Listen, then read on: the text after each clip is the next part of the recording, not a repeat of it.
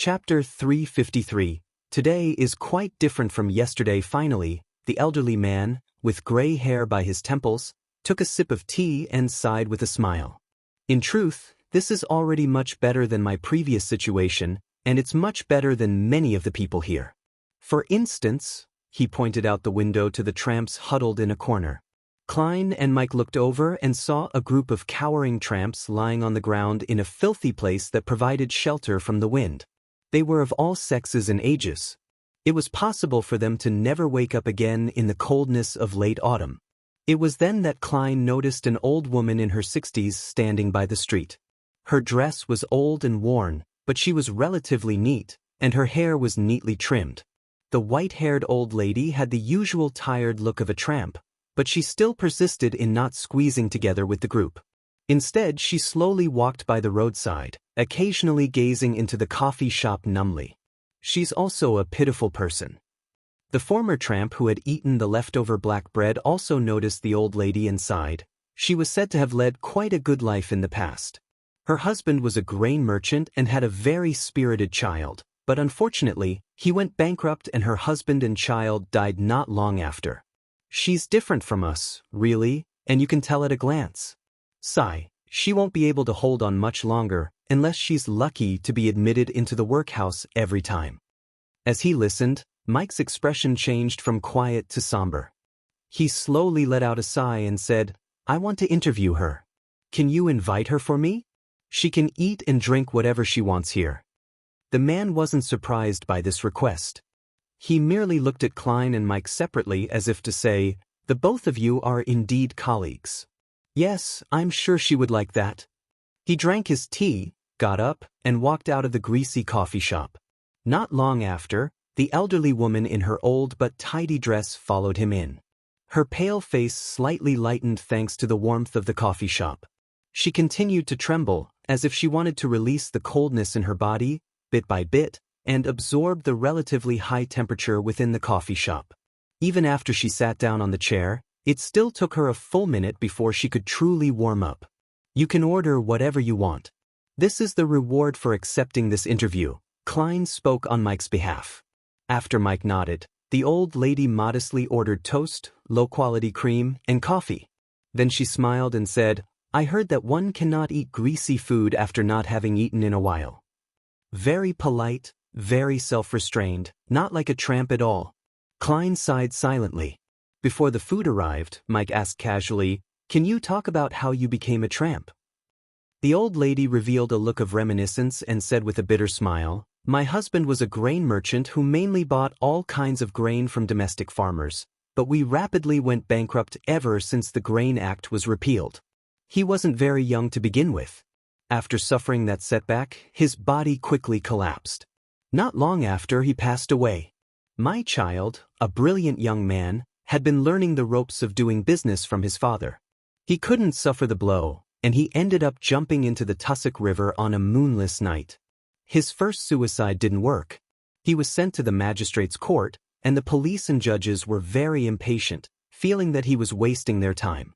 If you want to commit suicide, please do so quietly and successfully. Don't trouble us." Yes, that was probably what they wanted to say, but they found it too direct. My child was put in prison. Not long after, he committed suicide for the second time and succeeded. The old lady spoke very calmly, as though it wasn't something that had happened to her. But for some reason, Klein felt a deep sense of sorrow. Nothing is more lamentable than a dead heart. He suddenly recalled the saying he had heard in his previous life. In this world, suicide was not only prohibited by the churches, but it was a punishable crime. As for the reason, Klein knew very well why.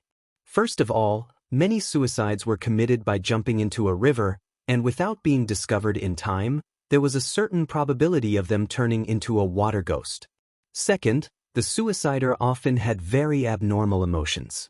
Thus, under such states, ending their lives was equivalent to a sacrificial offering which could resonate with particular strange and terrifying existences. Thus, their corpses and certain objects that were around after them after their deaths would carry strange curses that harmed others. This was probably where the misfortune cloth puppet behind Tinjin City's Chinese gate came from. Therefore, the 7 Orthodox churches forbade their believers from committing suicide through their own doctrine, and the royal family also promoted the corresponding legislation. Of course, this seemed ridiculous to Klein. How could a suicider be afraid of punishment by the law? While Mike was taking notes, he was about to say something when the owner of the coffee shop brought the food over. "Fill your stomach first, we'll talk later." Mike pointed to the toast. "All right." The old lady ate the food in small bites, appearing very cultured. Having not ordered much, she quickly finished her meal. After reluctantly drinking the last mouthful of coffee, she rubbed her temples and pleaded, "Can I get some sleep first? It's too cold outside." "No problem," Mike answered without hesitation. The old lady thanked him gratefully a few times before she sat down on the chair and curled up into a ball as she fell asleep. Mike looked at the man beside him and said, "You seem to be very familiar with this place. I wish to hire you as our guide. How's 3 soldi for the day?" "I'm sorry, I forgot to ask for your name." The man quickly shook his head and said, No, that is too much. I only earn 1 soldi a day most of the time at the dock. Just call me Old Kohler. Then 2 soldi a day." "You deserve it," Mike decided firmly. After witnessing this strange bargaining, Klein blew into a piece of tissue and was about to drink another cup of coffee when he suddenly sensed that something was wrong. He turned to look at the old lady who was curled up, asleep on the chair. Her face, which had turned ruddy due to the coffee, was pale again. The colors of her aura and moods had vanished. Klein stood up and subconsciously extended his hand to check the old lady's breathing. As Mike and Kohler looked at him in surprise, he said heavily, "She's dead." Mike opened his mouth, but no words came out. Kohler tapped his chest thrice and said with a bitter smile, "I knew she wouldn't be able to hold on for long. Such things happen every day in East Borough. At least she filled her stomach and died in a warm place. I hope it will be the same for me in the future." Klein was silent for a moment before he said, "Kur, go and get the police." "All right." Kohler tapped his chest thrice once more and ran out of the coffee shop. The boss glanced over but didn't come over. It was as though it wasn't something he needed to concern himself with. After a while, a policeman in a black and white checkered uniform, carrying a baton and revolver, entered the coffee shop. He looked at the dead old lady, asked Mike and Klein a few questions, then he waved his hand and said, "That's all there is to this. The 3 of you can leave after I get someone to collect the corpse." "That's it?" Mike blurted out in surprise. He was obviously not very familiar with East Borough. The policeman sneered. "Such incidents happen in large numbers every day in East Borough." He rolled his eyes and looked at Klein and Mike. "You don't look like people from around here. Or you. What's your identity?" Mike produced his press identification, and Klein said that he was a private detective responsible for protecting him. The policeman's face turned serious as he looked at Klein and said, "I suspect that you're carrying a gun illegally. I want to search your belongings. Please cooperate with me, otherwise, it will be considered a case of resisting arrest." Mike was suddenly worried because he knew that private detectives were usually unlawfully possessing firearms. Klein expressionlessly spread out his hands. "All right." He let the policeman search him, but nothing was found on him. After the old lady's corpse was taken away, the disappointed policeman left. Mike clenched his fist and pounded on the table. A living person just died here, yet all he cares about is investigating the unlawful possession of firearms? Upon saying this, Mike looked at Klein and asked, puzzled, "You didn't bring a gun?" Klein shook his head, pulled out his holster and revolver from under the table and said calmly, "As a detective, I have a lot of experience in this area." As a magician, he could place the revolver right in front of someone and make it impossible for the person to notice it. Moreover, since he didn't buy any ordinary bullets, the Beyonder bullets were temporarily left above the gray fog. His revolver was currently empty, but this didn't stop him from shooting with his revolver. All he needed to do was to use his mouth to emulate a bang when he pulled the trigger. Upon seeing this, Old Kohler whispered from the side, "So you're a detective?" Klein pointed at Mike and casually explained, "I was also entrusted with a mission by this gentleman the last time as well." Mike sat there without refuting. After a moment of silence, he said, Although I've investigated the gangs and witnessed the miserable life of some prostitutes, I'm not familiar with the situation in East Borough. Please help me open my eyes to this place, allowing me to see if there are any problems with this investigation plan."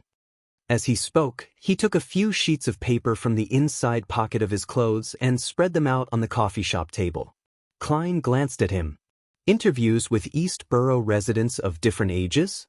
That's too troublesome. I think we can divide it according to location. In better apartments, 5 or 6 people squeeze into a one-room apartment. Others stay in the corner of a street that's sheltered from the wind, park benches, bars, and workhouses. In addition, they can be segregated by what time they begin work and when their rest times are." Mike listened carefully and nodded. "Not a bad idea. What do you think, Kohler?" Old Kohler pinched his nose and said, "I can't read, but I think whatever Mr. Detective said seems all right." Mike thought about it, changed his plan, and said, "Then let's go to a nearby apartment and make a random selection." Chapter 354. Tales of an Adventure in East Borough. Backlands. East Borough. At an intersection, Mike Joseph saw a number of pitiful-looking children in rags along the street. He wiped his mouth with a handkerchief and planned to head over to give them some pennies.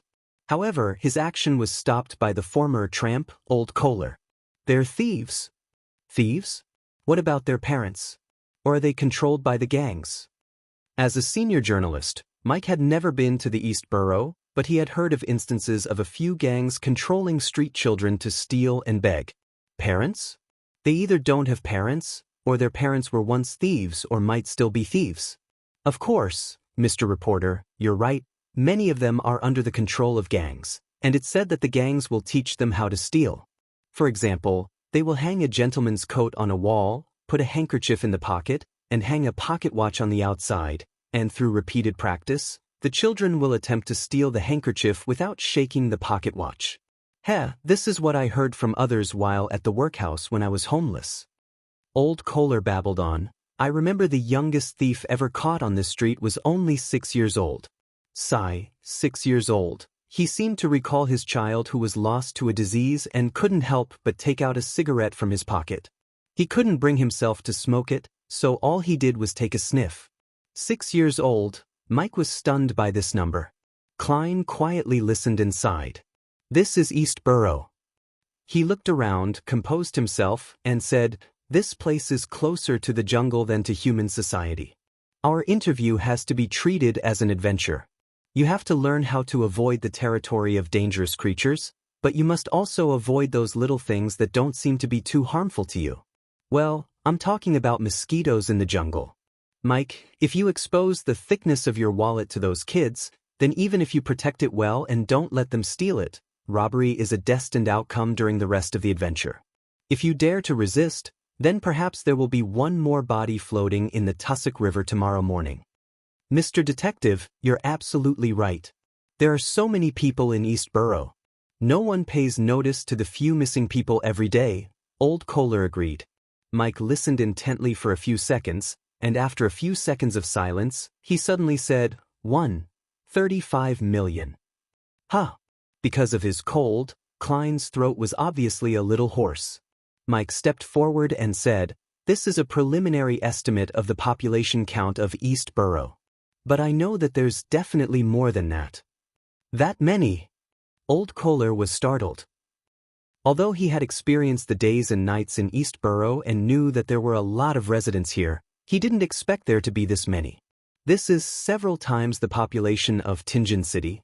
Klein subconsciously compared it with the place that was most familiar to him. He looked at the intersection a few steps away and asked, "Which way should we go next?" Old Kohler looked up and said, "Definitely not straight. That area is under the control of the Zmanger gang. They're very vicious and completely unreasonable.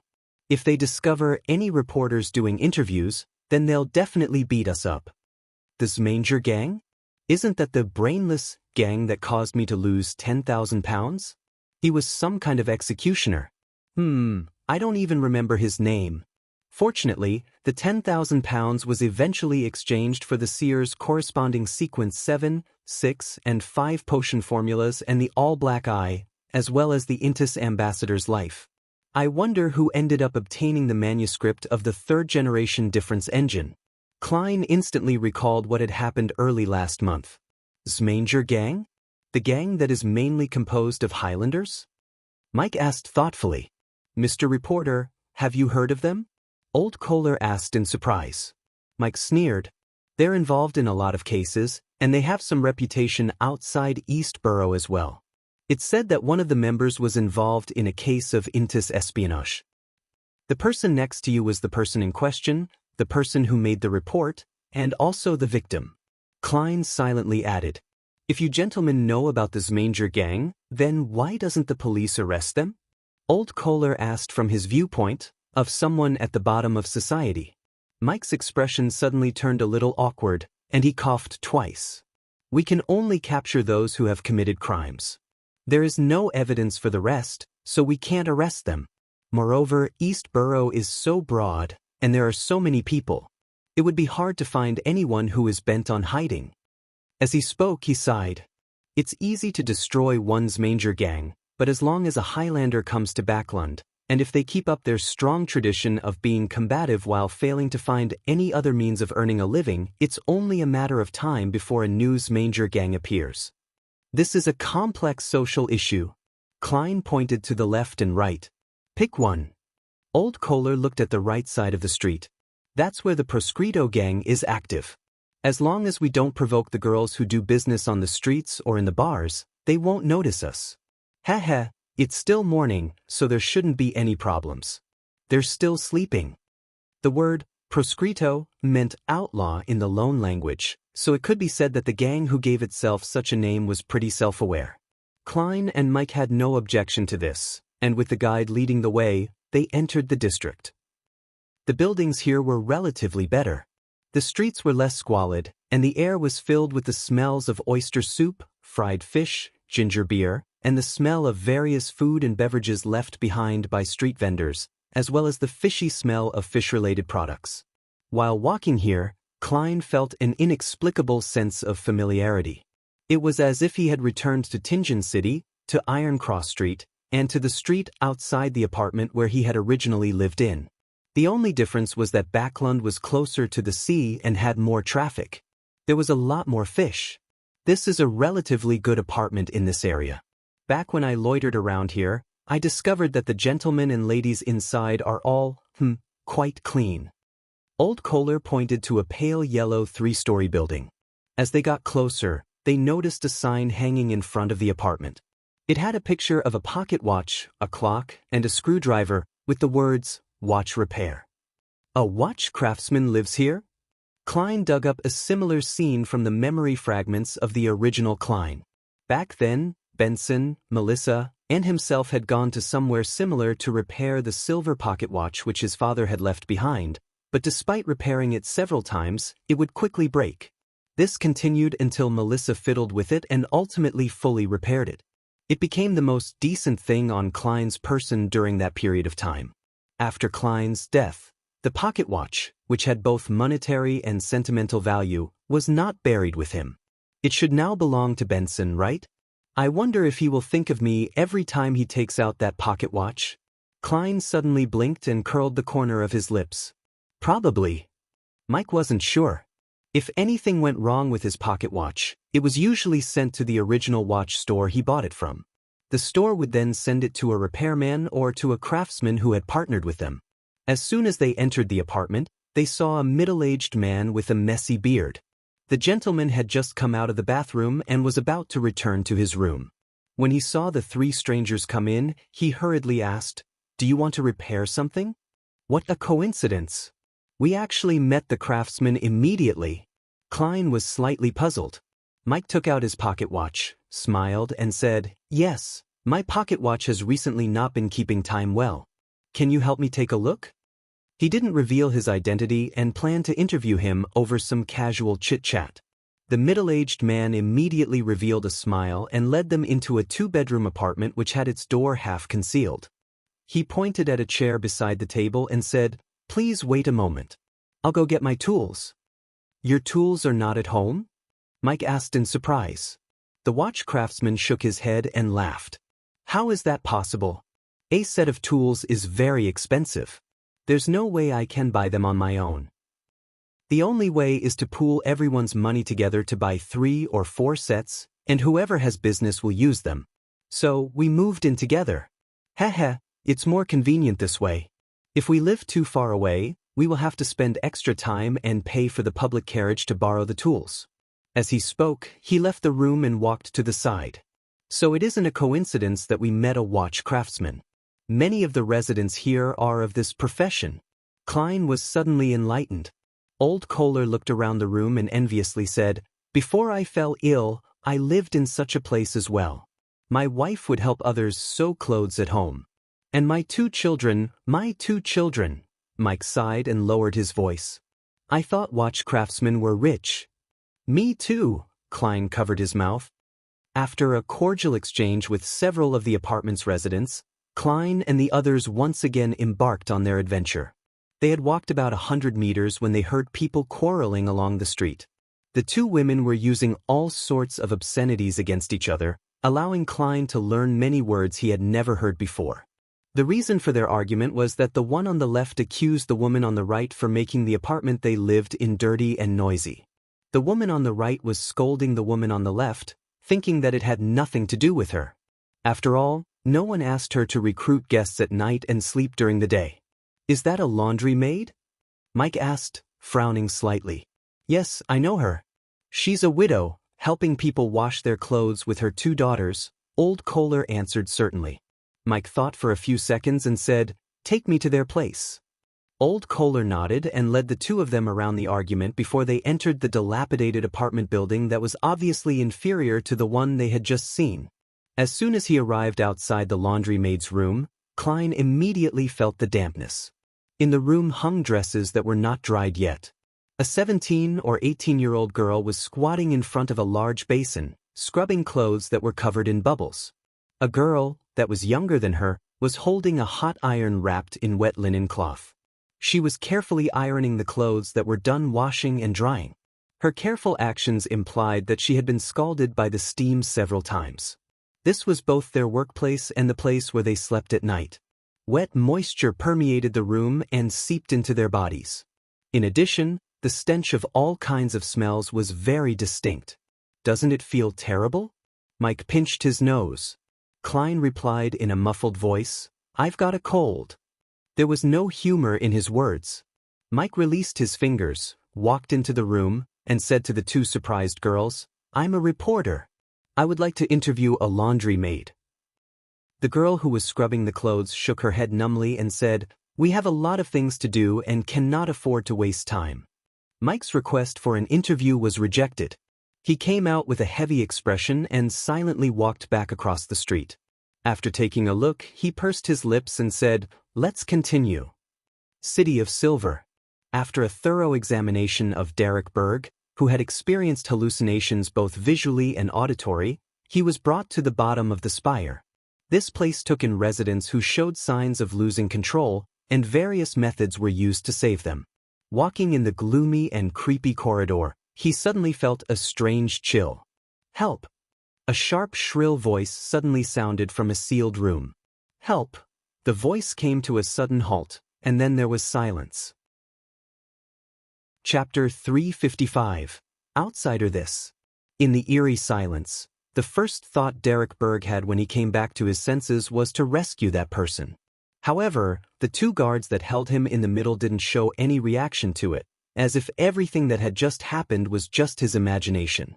Someone is calling out for help, the young Derek informed the 2 Dawn Paladins.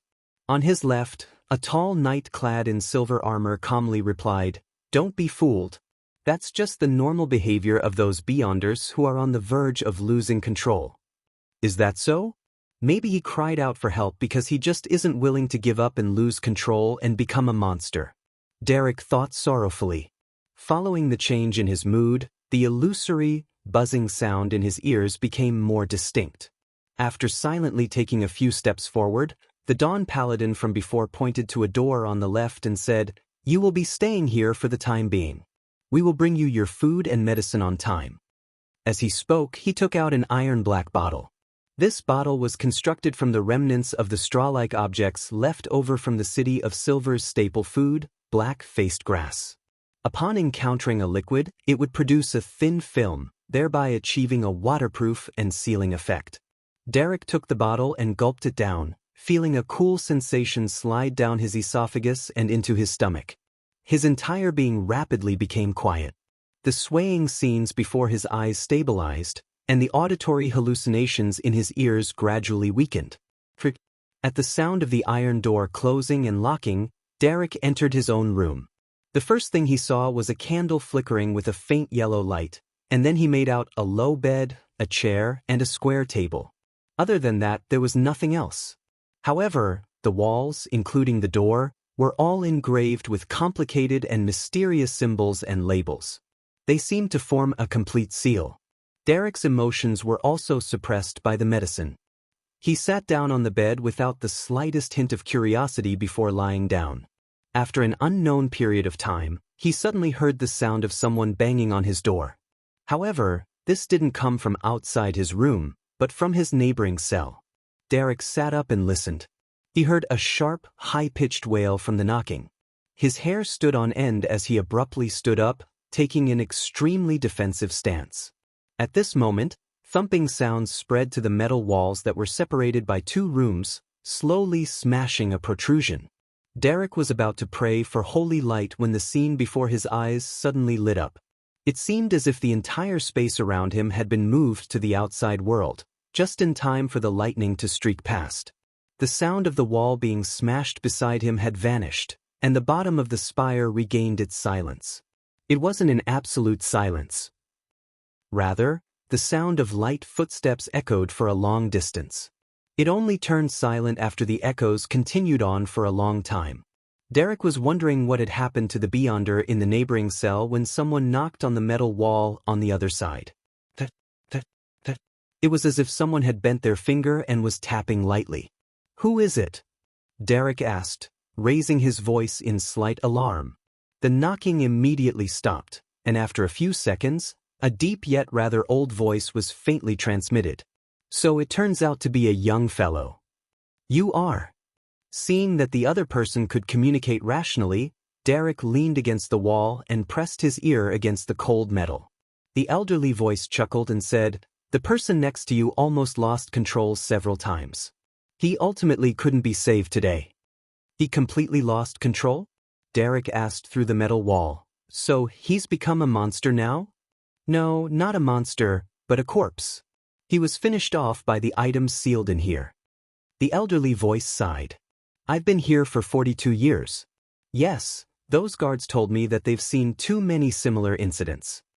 Derek was surprised and returned with a question. "You've been here for 42 years? Normally speaking, losing control could be divided into 3 stages. The first stage was warning signs, such as auditory and visual hallucinations. In the second stage, the person's body and mind were already out of control, and from time to time, they would display either terrifying or strange states. As for the third stage, it was a complete breakdown, transforming the rampager into a terrifying monster. The time it took from the second stage to the third stage was rather quick. Perhaps just after discovering the symptoms, one would witness a seemingly ordinary Beyonder turn into a monster which could be found deep in the darkness.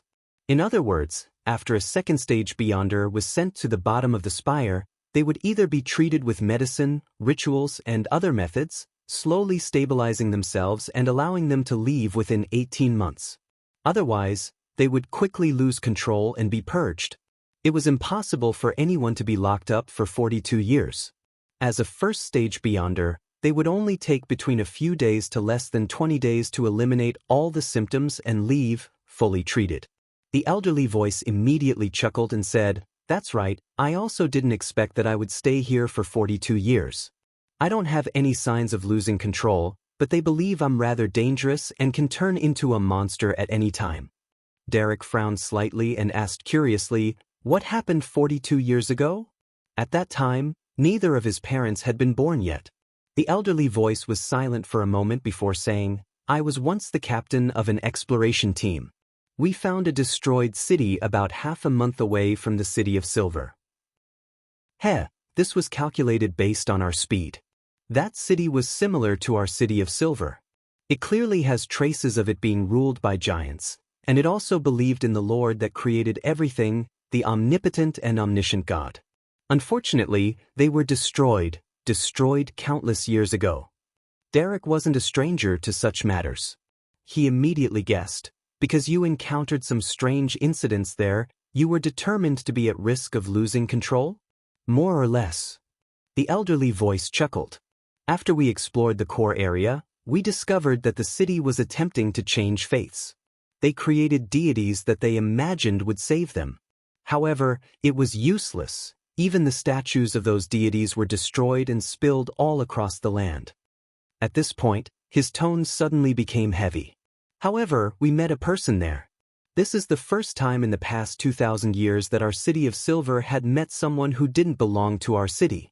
Outside City of Silver, in the depths of the endless darkness, there really was someone still alive. Derek subconsciously asked, "You brought him back to the City of Silver?" The elderly voice said after 2 seconds, "Don't you feel shocked?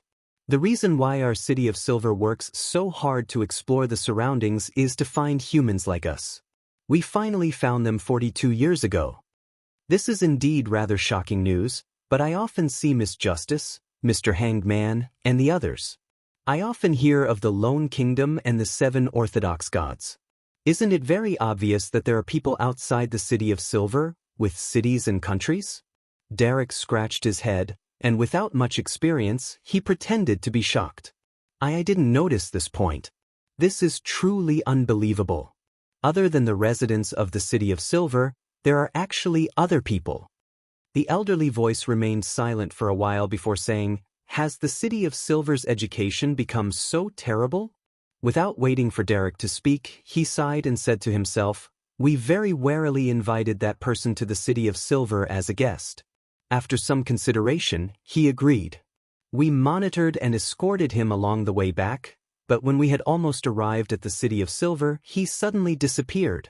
We searched everywhere, but we couldn't find him. After we returned to the City of Silver, my team members went crazy, one by one. They lost control. All of them. Not a single one was spared. The 6-member council suspected that we were contaminated by something and that the person was not a human at all, but an evil spirit, a monster. So, they locked me up here, and every so often, they would come over to confirm my condition, but they would never tell me what the problem is, nor would they let me out. Derek exhaled heavily and asked, "Do you remember what that man looked like?" He looked very ordinary and nothing about him stood out. He was dressed just like us, and except for me remembering that he was a man, I can't remember what he looked like. However, the elders should be able to use Beyonder means to directly see him from my vague, forgotten memories. The elderly voice recalled for nearly a minute and said with a bit of pain. Derek pressed him, casually, "Did he say what his name was? Did he tell you about his origins?" The elderly voice acknowledged tersely. "He told us that his name was..." He paused for a moment before saying, "Amun." Sunday morning, in the factory district. In the past 2 days, Klein and Mike visited many places in East Borough under Old Kohler's guidance. As a result, Mike witnessed 5 or 6 people huddled together in a single room, and that wasn't the worst case he saw. In the poorest areas of East Borough, an ordinary bedroom could accommodate 10 people. The precise division of the right to use the floor and the time of use, day or night, shocked the reporter. Moreover, poverty didn't discriminate between men and women. In those places, people of different genders squeezed in tight spaces without being able to abide by societal norms. Certain incidents which deserved time in court happened all the time. Whether it was men or women, all of them were always facing the threat of violence. Squalid, crowded, smelly, that's the most objective impression. I suspect that every one of them has a serious problem of having parasites. Because the houses were built a long time ago in the most run-down districts, they aren't connected to the sewers. Feces, urine, vomit, and other things can be found everywhere. Every house here only has one public bathroom, or worse, every street only has one public toilet. They're extremely busy every day, but they can only barely fill their stomachs without any savings. As long as they're unemployed for a few days, they'll fall into an irredeemable abyss. I don't think they would even be afraid of death if they were given even a little hope. Mike wrote in his investigation manuscript. In addition, the reporter was impressed by the tramps who wandered the streets in the middle of the night, the girls who stood numbly by the street or in the bars, as well as the drinkers who completely let loose with their drinking. They didn't hold back on using violence and didn't consider the future. All of this left a deep impression on this reporter. He grew more and more silent. Chapter 356. Informant Feekoff. Mike Joseph took out his handkerchief, covered his mouth, and coughed several times. The smog in the factory district was thicker than anywhere else. The air was gray with a yellowish tint as though it was floating dust. Occasionally a pungent, suffocating odor that even Mr. Reporter, who was long used to the backland air, could not bear. He turned to Klein, who was also coughing softly. I've always been a huge supporter of the government's establishment of the National Atmospheric Pollution Council and the Alkaline Industry Inspector, but only today did I learn that the problem has become so serious. If we don't take effective measures, it may become a tragedy in the future. Klein tried hard to clear his blocked nose. Perhaps the whole of Backland would be shrouded in smog that results in one's vision not exceeding 5 meters, and it's possible that an evil god would descend or be born in such a backdrop, he added silently. Old Kohler didn't quite understand the conversation. He cleared his throat that was filled with thick phlegm and led the reporter and the detective around the watchman and into a lead factory. Most of the workers were women. They were working busily without any protection, and the factory floor was filled with dust. Looking at the tiny particles floating in the air, Klein felt like he was looking at toxic gas. The young ladies without masks were like lambs waiting to be slaughtered. For a moment, he felt as though he was back in Tingen, back to the time when he had helped Sir Deweyville deal with the grievance haunting him. He seemed to have already witnessed the future of each and every female worker, some of them with throbbing heads, some with blurred vision, some turning hysterical, some with gums with a blue line, and finally, they either went blind or fell dead. It's like a large-scale, bloody sacrificial ritual. The only difference is that the target is that flashing symbol of money. If the Aurora Order, Rose School of Thought, and other evil sects could make good use of similar situations, just like what Lenevis did, there would be a huge problem. Klein covered his mouth and nose as he quietly watched. Mike Joseph muttered in surprise and anger, "How can this be? How can they be like this?" A while ago, all sorts of newspapers and magazines were focused on the issue of lead poisoning. Why aren't they using any precautionary measures at all? They can't even bear to use a mask? These factory owners are murderers. He truly is a reporter with a sense of righteousness. Even though he isn't young, he's rather stingy, and his acting is pretty outstanding, he still retains his original pure motives. But how is he so aware of lead poisoning? Right, I forgot. I had gotten Sir Deweyville to advertise the dangers of lead poisoning on the newspapers and magazines. It seems like he did it well, but for some people, what does it matter if 1 or 2 of the lower-class commoners die? There are plenty of people waiting for jobs. Klein thought with a heavy heart. As a senior journalist, Mike didn't lose his reason. He quietly observed and asked a few workers who had changed shifts, then he left the lead factory. Subsequently, they entered one factory after another, but lost their mood to discuss anything when they saw the squalor of the place and the intensive labor involved. It was almost noon when Klein suddenly discovered that there were a lot of people gathered outside a factory. They were mostly women, and they were excitedly shouting something and were trying to rush in. What happened? Mike asked Old Kohler, puzzled. Old Kohler was also puzzled. I'll go over and ask. He jogged to the outside of the factory and blended into the crowd. It took him several minutes to get back to Klein and Mike. They're going to smash those new machines. Old Kohler took a breath and got to the point. Why? Mike hadn't been in charge of similar news before, and so he didn't know much about the situation. As for Klein, he had an inkling of the reason. Old Kohler pointed to the factory and said, "This is a textile factory. They wish to use the latest textile machines, so the number of people in charge of controlling the machines needed will decrease. It seems like they're going to fire 1/3 of the workers." The female workers want to smash the machines and get their jobs back, or else they'll probably not survive. Perhaps, the only choice is for them to become street girls. Mike opened his mouth. From the shape of his mouth, he looked like he was going to say, "Fools," but he didn't say anything in the end. He just looked in silence and didn't even move closer. "Let's go back. I've pretty much finished my investigative interviews." After a long time, Mike sighed. All three of them turned around and began to walk out of the factory district. No one spoke as they walked. As they were about to part, Mike glanced at Klein and spoke in a low voice. "Do you think those women can still find anything else to do if the lead factories who do not provide protection are shut down, or if their bosses are sent to court?"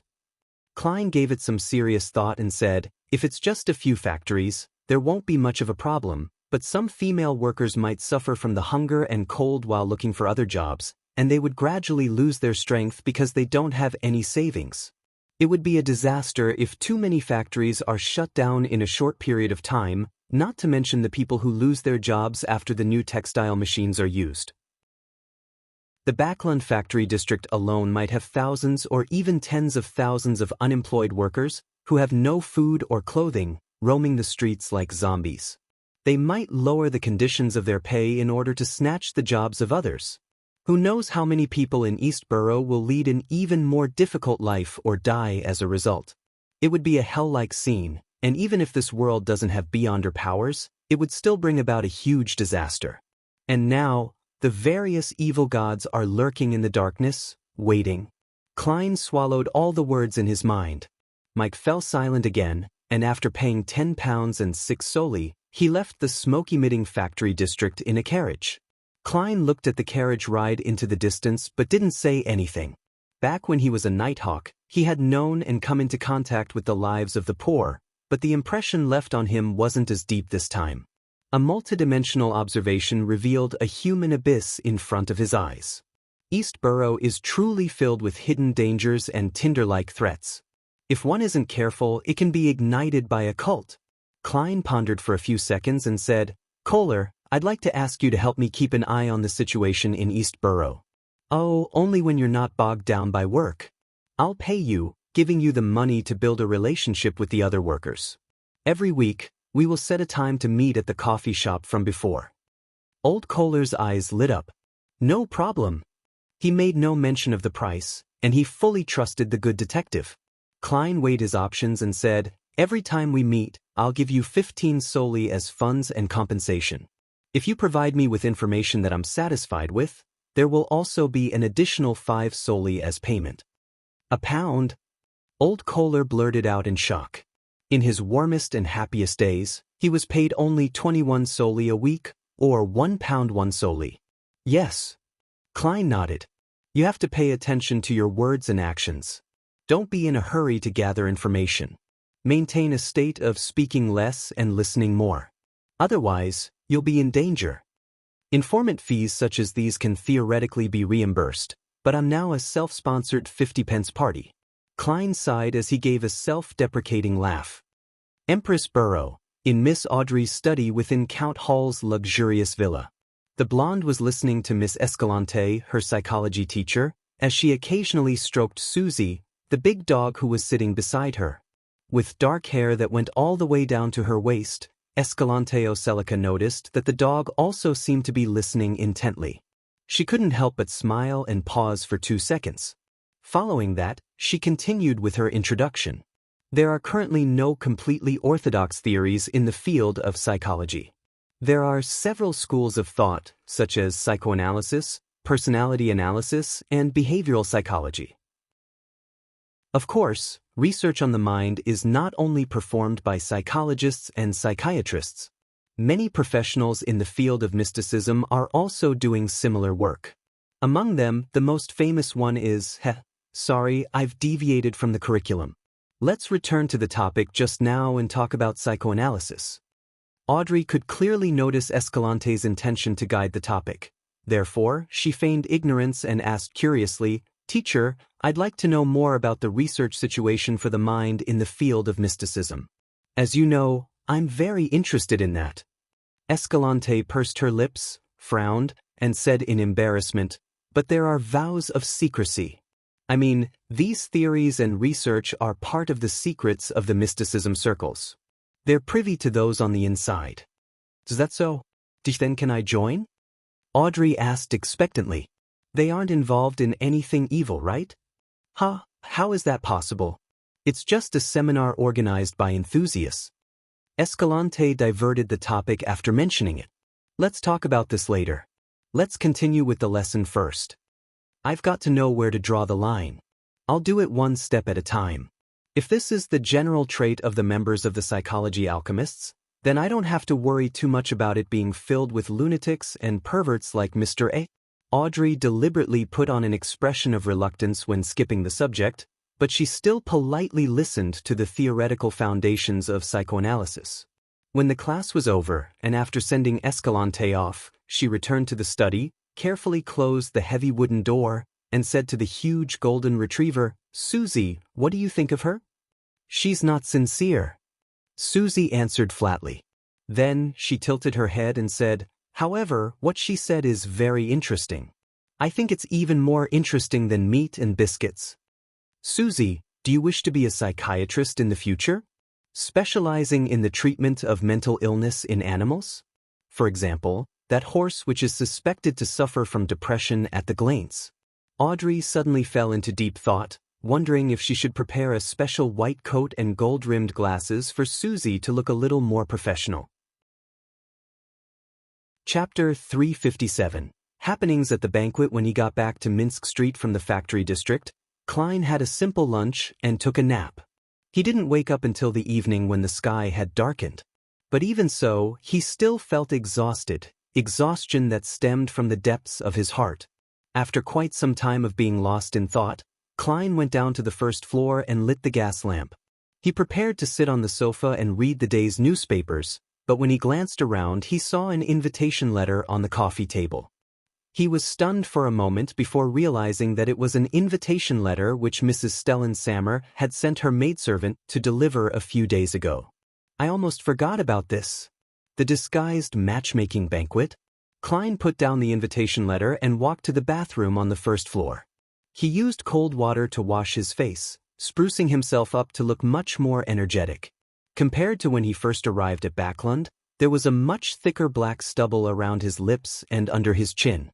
Although it didn't completely eliminate his scholarly bearing, it made him look more mature and rugged. "Someone who doesn't really know me well wouldn't be able to recognize me in person." Klein exhaled silently, wiped his face clean, and put his gold-rimmed glasses on the bridge of his nose. He took a short break, changed into a shirt with a starched collar and a black tailcoat, and then, quite formally, he put on his silk half-top hat and picked up his cane stick and invitation letter before leaving the house for the unit beside his. Amidst the tinkling of the doorbell, he saw Julianne, the maidservant, open the door, and Stellan with her blonde hair coiled up high, and her ears adorned with silver earrings. Klein took off his hat, bowed and praised politely, "Mrs. Sammer, you are very beautiful today." Although his words were extremely perfunctory, it was true that she was much more beautiful than usual. It appeared that her ability to doll herself up meticulously had experienced a significant breakthrough. It seems like the adultery case made her besties with Ma'am Mary. Besides, Mary is now a tycoon with a wealth of tens of thousands of pounds, and she has been admitted into the National Atmospheric Pollution Council, allowing her to acquaint herself with many people in power. She must have had sufficient experience in the areas of makeup, clothing, accessories, and so on. Klein nodded in understanding. The corners of Stellan's mouth couldn't help but curl up. "These are my new earrings that cost 8 soldi.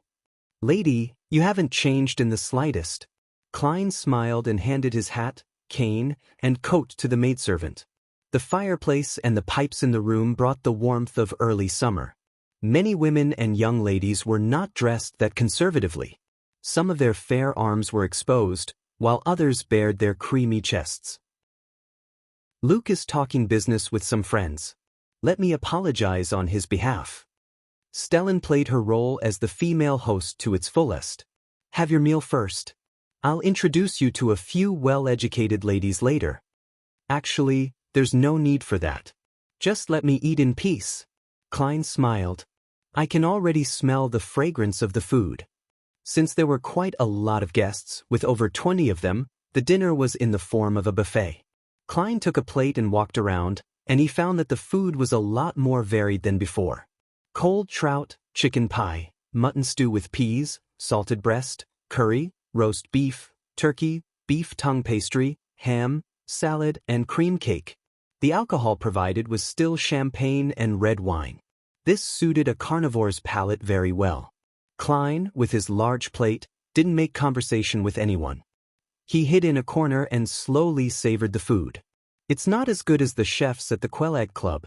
From time to time, he would inwardly make comments on the food. He was about to go for second helpings when he was finally discovered by Stellan Sammer. At the same time, he saw an acquaintance beside the lady. He was none other than lawyer Jürgen with his serious expression. Right, Jürgen is also a bachelor. Klein smiled and walked over, taking the initiative to ask, "How is Mrs. Doris's recovery?" Jürgen uncomfortably tugged at his bow tie. "She'll be discharged next week." "That's great," Klein sincerely said with mixed emotions. At that moment, Stellan had already brought a few young ladies over and introduced them. "This is Mr. Jürgen Cooper, a senior solicitor, who earns at least £3 a week. He often gets a commission from the cases he handles, and he definitely earns more than £200 a year. Furthermore, he is young and capable. He will most likely become a great lawyer in the future. This is Mr. Sherlock Moriarty, a well-known detective. His income is unstable, but he is paid handsomely for every mission he receives, for example £10 or £50. Lady, isn't this too direct?" Klein couldn't help but silently lampoon. Jürgen, who was standing beside him, evidently frowned. Without feeling that she had made a faux pas, Stellan continued the introductions. "Miss Sarah Taylor. Her parents are teachers at a grammar school. Miss Angelina Watson. Her father is a civil servant at the Backland Police Department." Klein smiled numbly and greeted each lady. After Stellan was done, Jürgen said in a deep voice, "Mrs. Sammer, it's impolite to mention the income of others in front of others." Stellan wasn't mad. Instead, she replied very seriously, "No, it's very important. If you end up liking each other and decide to start a family, then income is essential. Think about it, there must be meat, vegetables, fruits, milk, white bread, butter, cream, and other foods every day. It costs at least £1.05 solely a week on food alone, not to mention the alcohol. In addition, to rent a better house is nearly £1 a week. Yes, there's also the need to purchase water, gas, charcoal, soap, and the like. One still needs to consider transportation expenses. This adds up to about 10 solely. That is just the most fundamental expenses. Are you not bringing your wife to a musical concert or to go watch a play? Don't you need to get new clothes every year? Ladies, I believe that a family must spend at least £30 a year on it in order to be considered to be living a decent life. In addition, there is the salary of the maid, the cost of education for any children, the emergency money that's needed to be set aside for medical treatment, as well as the expenditure of some necessary decorations. Only with an income of more than £200 a year can those needs be met. Only then can a happy family be achieved. Thus, in order to not delay everyone's time or cause any misunderstandings, I believe it is necessary to include this in the introduction. As a lawyer, Jürgen was momentarily unable to provide a rejoinder. Fortunately, he always had a serious and stern expression on his face. How big-hearted! But the basic etiquette is to tell the two parties this information in private, and of course, I know exactly why you're making the introductions straight to their face. Klein smiled. Yes, income is very important. Only with an income of more than £400 a year can one host a dinner at this level. Only with that much can one afford to have his wife be dressed in beautiful dresses and exquisite earrings. Stellan raised her chin slightly as she tried her best to suppress her smile and said, "For £130. I mean that there must be some savings each year, to prevent any accidents or to have spare cash to invest into stocks or bonds." That was her husband's approximate annual income. After finding a common topic for the two groups of strangers, she left and greeted the other guests. Klein could also clearly sense that Sarah, Angelina, and the other ladies were more interested in lawyer Jürgen. After all, he was a good-looking man, and his job and income were very stable. As for a private detective who might be locked up in the police station at any time, they were not the first choice for middle-class women. Besides, Klein now looked rugged with his beard. It wasn't a surprise that the girls would remain a little apprehensive towards him. After a short casual chat with them, he found an excuse to leave before hiding in a corner and eating while he enjoyed watching Jürgen's awkward and helpless performance. At this moment, it was a wonder where his eloquence as a lawyer had gone to. A few minutes later, the two children of the Sammers ran past Klein while playing. They noticed the gentleman in the corner, stopped, and with widened eyes, asked curiously, "Mr. Moriarty, we heard that you're a detective?" "Yes." Klein smiled in response. The little girl said innocently, "Can you tell us about the cases you've cracked?" Her twin brother nodded immediately. "The cases I cracked? If it doesn't involve wraiths, puppets, or devil dogs, then it's about finding cats or catching an adulterer. There's really nothing suitable for children." Klein thought for a few seconds, then chuckled. "All right, this is a story about treasure." An officer who had just returned from East Balham was suddenly murdered. He had mostly forgotten the detective novels he had read in his previous life, so he could only make them up based on a vague impression. The two children didn't care about the irrationality of the plot and listened very seriously, even learning to ask what happened next. Without realizing it, Klein was a lot more relaxed. When the banquet was almost over and he was about to leave, he saw that Stellen's face was filled with joy. "What is the cause for celebration?" Klein casually asked. Stellan raised her head slightly and replied with a reserved smile. "Mary has received a luncheon invitation from the Chief Secretary of the National Atmospheric Pollution Council, Mr. Hibbert Hall, on Monday. This gentleman is the eldest son of Count Hall, a true nobleman. He has invited all the members of the council and has allowed them to bring 2 or 3 friends with them." Stellan paused. "Luke and I were just invited by Mary." Monday afternoon. Dressed to the nines, Stellan Sammer, who was accompanied by her husband Luke Sammer, followed Ma'am Mary to Empress Borough where they saw a large building. Marble statues, pools, fountains, gardens, and lawns reflected themselves in her eyes, making her feel nervous even before she entered the villa. "Luke, does my necklace not match my dress?" she asked her husband as she tilted her head. Luke shook his head and laughed. "Darling, you're too nervous. You don't have to worry about that. The nobles only live in a place that's slightly bigger than ours and eat a little better. We aren't lacking in any way." Stellan nodded when she heard that, as though she had found her confidence.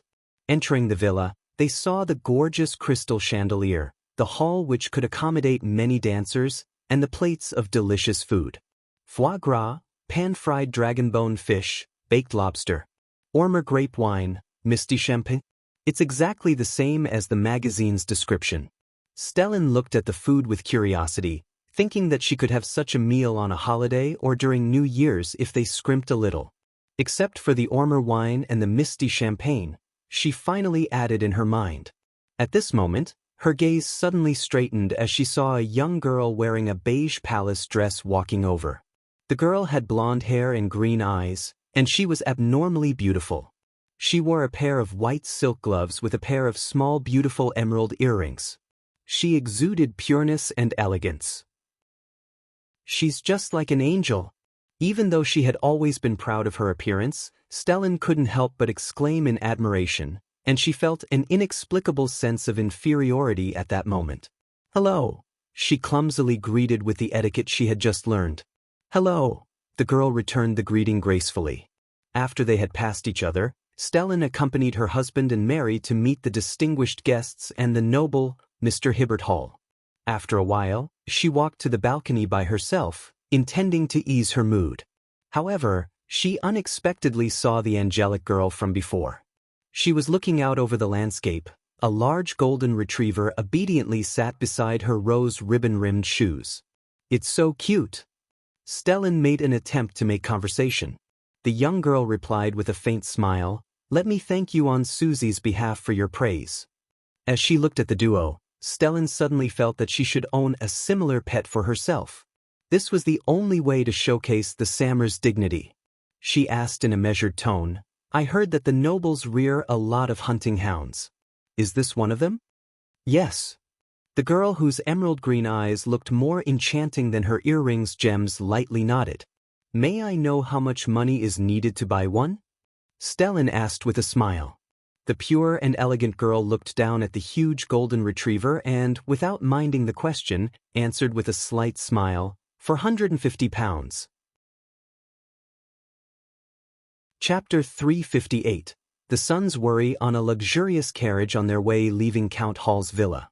Luke was chatting with Ma'am Mary about the distinguished guests, such as the chairman of the National Atmospheric Pollution Council and chief of the National Weather Service, Sir Durs Shaw, or the council member of the National Atmospheric Pollution Council and president of the Royal Meteorological Society, House of Commons Member of Parliament, Mr. Cave, or Mid-Seashire Medical Health's director in charge and renowned doctor, Mr. Hawksley. They were all influential figures in the government and the royal family or parliament. And the council's final report would be the most important basis for the planned Anti-Pollution Act and Smoke Emission Act. The Coim Company, which specialized in anthracite and charcoal, was trying to promote and expedite the development, disrupting older but larger competitors from handling the changes. They will certainly not be stingy with their money and will certainly lobby the heavyweight members of Parliament to interfere with our investigation. We must have a clear solution, just like what Mr. Hibbert Hall said. We need to take hold of public opinion and let the newspapers and magazines repeat the horrors of smoke pollution. Luke was a senior manager at Coim, a key assistant to Coim's major shareholder and person in control, Mary, and he himself was quite capable. As they chatted, Luke suddenly noticed that his wife was sitting next to him without saying a word, as if she had lost her soul. "Stellan, what happened?" Luke asked with concern. Stellan jolted back to her senses, forced a smile, and said, "Nothing, I'm just a little tired." "That's right.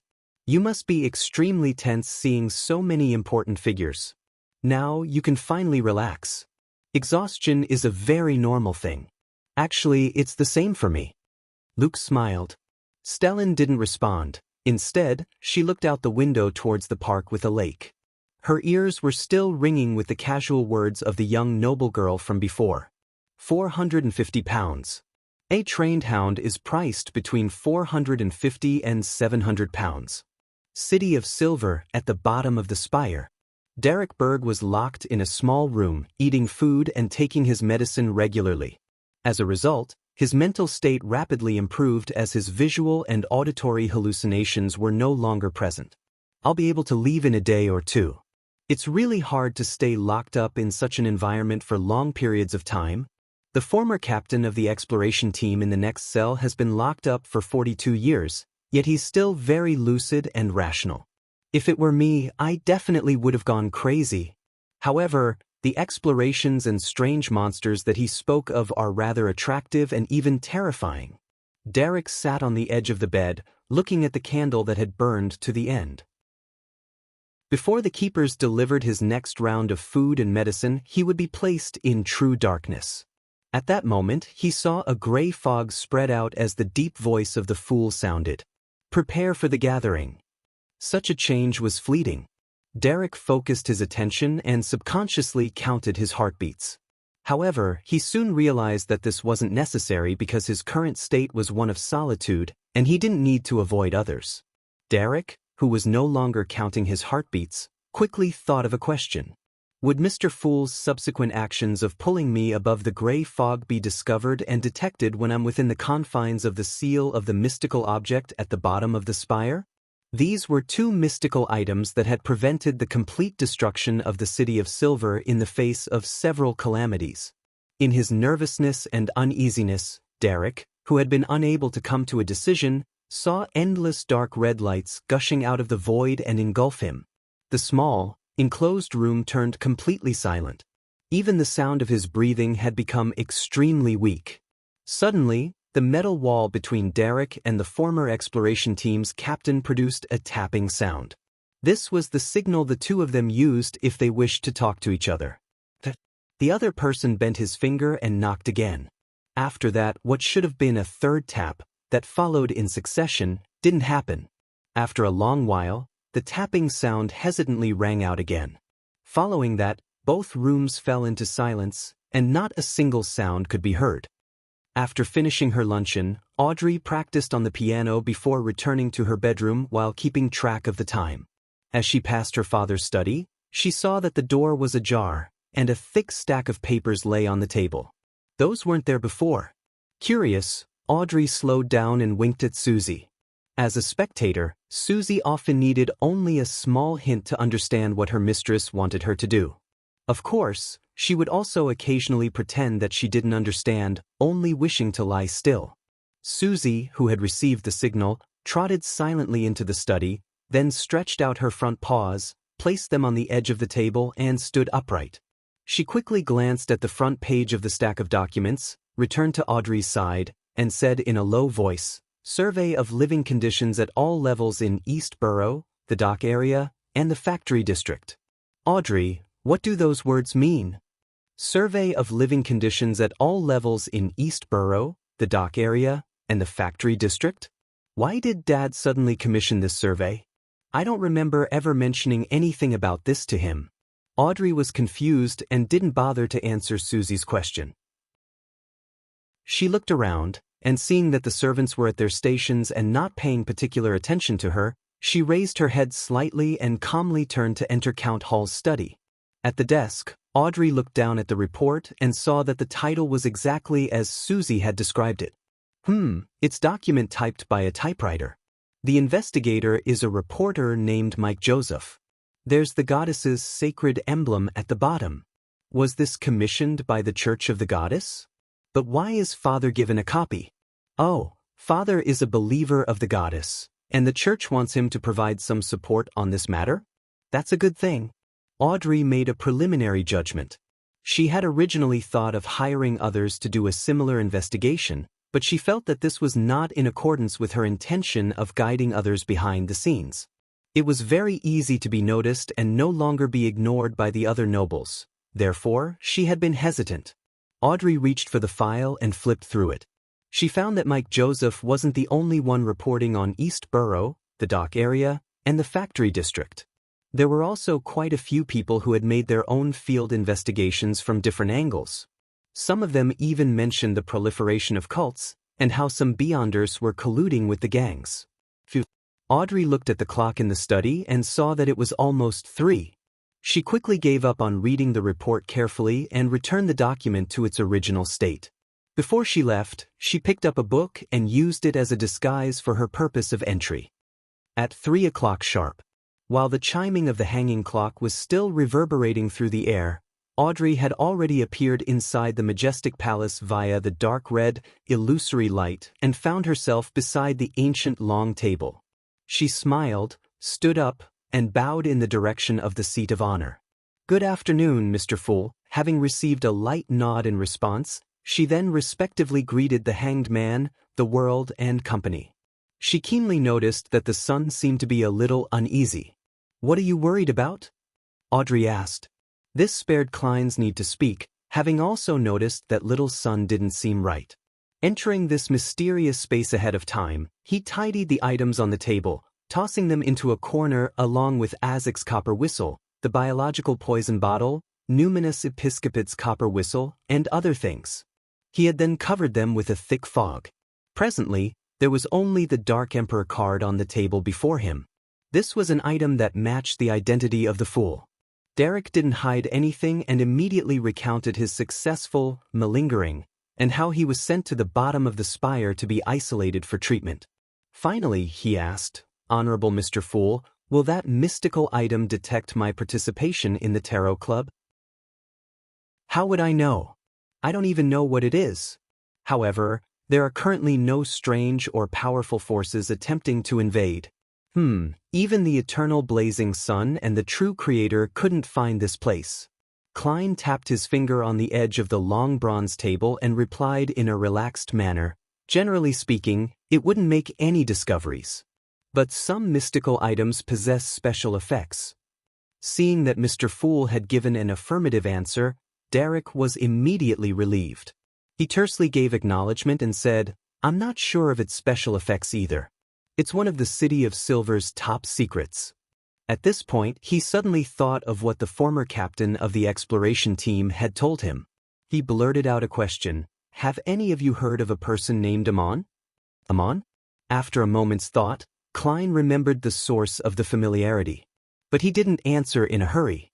Instead, he looked at the hanged man, knowing full well that this middle-ranking member of the Church of the Lord of Storms also knew Sun, and perhaps he knew even more than he did. Similarly, Audrey also looked at the hanged man. She had also heard the name from him the last time. Furs listened with a blank face, feeling that the things discussed here were always outside the scope of her knowledge. Alger frowned and asked in confusion, "You ran into a man who called himself Amon while you were exploring the surrounding areas of the City of Silver? Or perhaps, you discovered related records?" Derek nodded seriously and said, "Yes, 42 years ago, an exploratory team encountered a man claiming to be Amon in the depths of the darkness. After they returned to the City of Silver, they lost control one after another. Only one of them was left, and he was imprisoned at the bottom of the spire, in the cell next to me. Maybe he went mad too, and that was just a figment of his imagination." Furs, with a wealth of novel creation experience, postulated a guess. Alger glanced at Mr. Fool, who sat at the end of the table. Seeing him appear staid and without expressing anything, he boldly said, "Imagination is a possibility, but one shouldn't imagine the name Sun for no reason." He turned his head to the sun and said, "In the fourth epoch, about 1,500 years ago in the kingdom we live in, there was a family with strange powers. They belonged to the Tudor dynasty, and their surname was Amon. Even in an era with numerous high-sequence beyonders, the surname of the clan was taboo." Chapter 359. The Blasphemer Justice Audrey asked instead of the sun, "Why?" The hanged man, Alger, didn't answer her directly as he continued on. "Abraham, Antigonus, Amon, Jacob, and Tamara are the 5 great families that supported the establishment of the Tudor dynasty, and they were second only to the Blood Emperor. Among them, the Amon family is the most mysterious one. They have the least history left behind, and they seem to have been distorted and covered up by some kind of power. There was a piece of information that came from the king of the 5 seas, Nast. The Amons are a family of blasphemers, and they wield the secrets to usurp the powers of deities. Also, the Amon family call themselves the descendants of the ancient sun god." Derek Berg was left confused. In his knowledge of myths, there was no such thing as an ancient sun god. Among the 8 ancient deities, Giant King, Ormer, Dragon of Imagination, Ankwelt, Mutated King, Kvastor, Elf King, Seniathrim, King of Demonic Wolves, Fleegria, Vampire Ancestor, Lilith, Phoenix Ancestor, Gregrace, and Devil Monarch, Farbati, none of them wielded the power of the sun. Derek seriously considered this problem. If I really need to make a connection, the Lord that created everything, the omnipotent and omniscient God, had shown powers in the sun domain. Could the Amon family be his descendant? Noticing that Sun wasn't saying anything, Alger stroked the stubble on his chin and said, "The Amon family is an ancient family clan from 1 to 2,000 years ago. It is almost history itself. I'm very curious. Why did the gentleman that you met appear around the City of Silver? What is his goal?"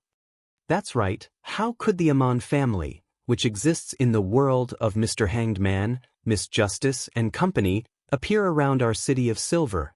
Why did he fail to fulfill his promise after accepting the request of being a guest? He mysteriously left and caused the entire team to lose control." "Yes, other than the captain. What did he want to do? What was he looking for? If he is a descendant of the Lord, perhaps his purpose is the same as mine, to find out the cause of the cataclysm from ancient times and to find out the truth of the curse." Derek let his imagination run wild for a moment. After a while, he shook his head and said, "Mr. Hanged Man, I'm unable to answer your question. I'm also trying to figure out this matter." Alger replied, looking somewhat disappointed, "Try to communicate with the former captain in your neighboring cell more. See if you can dig up more information from him." Upon saying this, he thought for a moment and warned, "However, you must be careful and prudent. I think that person is very dangerous." very dangerous? You think so too? Derek asked, feeling somewhat surprised. The elders of the six-member council also thought the same. The hanged man looked up at the lofty dome and took a deep breath. Those who don't think so are the ones without sound minds. Seeing that the son was still confused, he shook his head and said, "He's the only surviving member of the exploration team. Just this matter alone is enough to prove that there's something tremendously wrong with him. He's been in the dungeon facing rampagers for 42 years, yet he remains very lucid and rational. This shows how weird he is. Compounded with the matter regarding the mysterious Amon, the danger is obvious." These were the little bits and pieces that Derek had thought about in the past, but he hadn't yet connected together. When he heard that, he suddenly became enlightened and immediately said sincerely, "I understand. Thank you, Mr. Hanged Man." Audrey, who was listening attentively and observing, resisted the urge to cover her face with her hand. She felt that the son was even more naive than she was. Seeing that everyone's curiosity had been satisfied, that even the gloomy Mr. World had slightly adjusted his posture, and that the son didn't seem to have any other requests, she turned her head to the end of the long bronze table and said with a smile, "Mr. Fool, I request a private exchange." Klein was amused as he nodded and said, "Sure." He immediately shielded the senses of the hanged man and company, rather than isolating himself and Miss Justice. It was mainly because he was afraid that the others might end up communicating out of boredom, thereby exposing the fact that the world was only a repeater. After receiving the signal, Audrey smiled and said, "Mr. Fool, I have another 3 new pages of Roselle's diary." After the card of blasphemy was stolen by the fool's adorer, she didn't avoid visiting the Royal Museum out of guilt. Instead, she acted as if nothing had happened. She openly requested this to her father, and in the week after the exhibition ended, she got another chance to flip through the notebook. Audrey thought that appearing unfazed was the best way to avoid suspicion.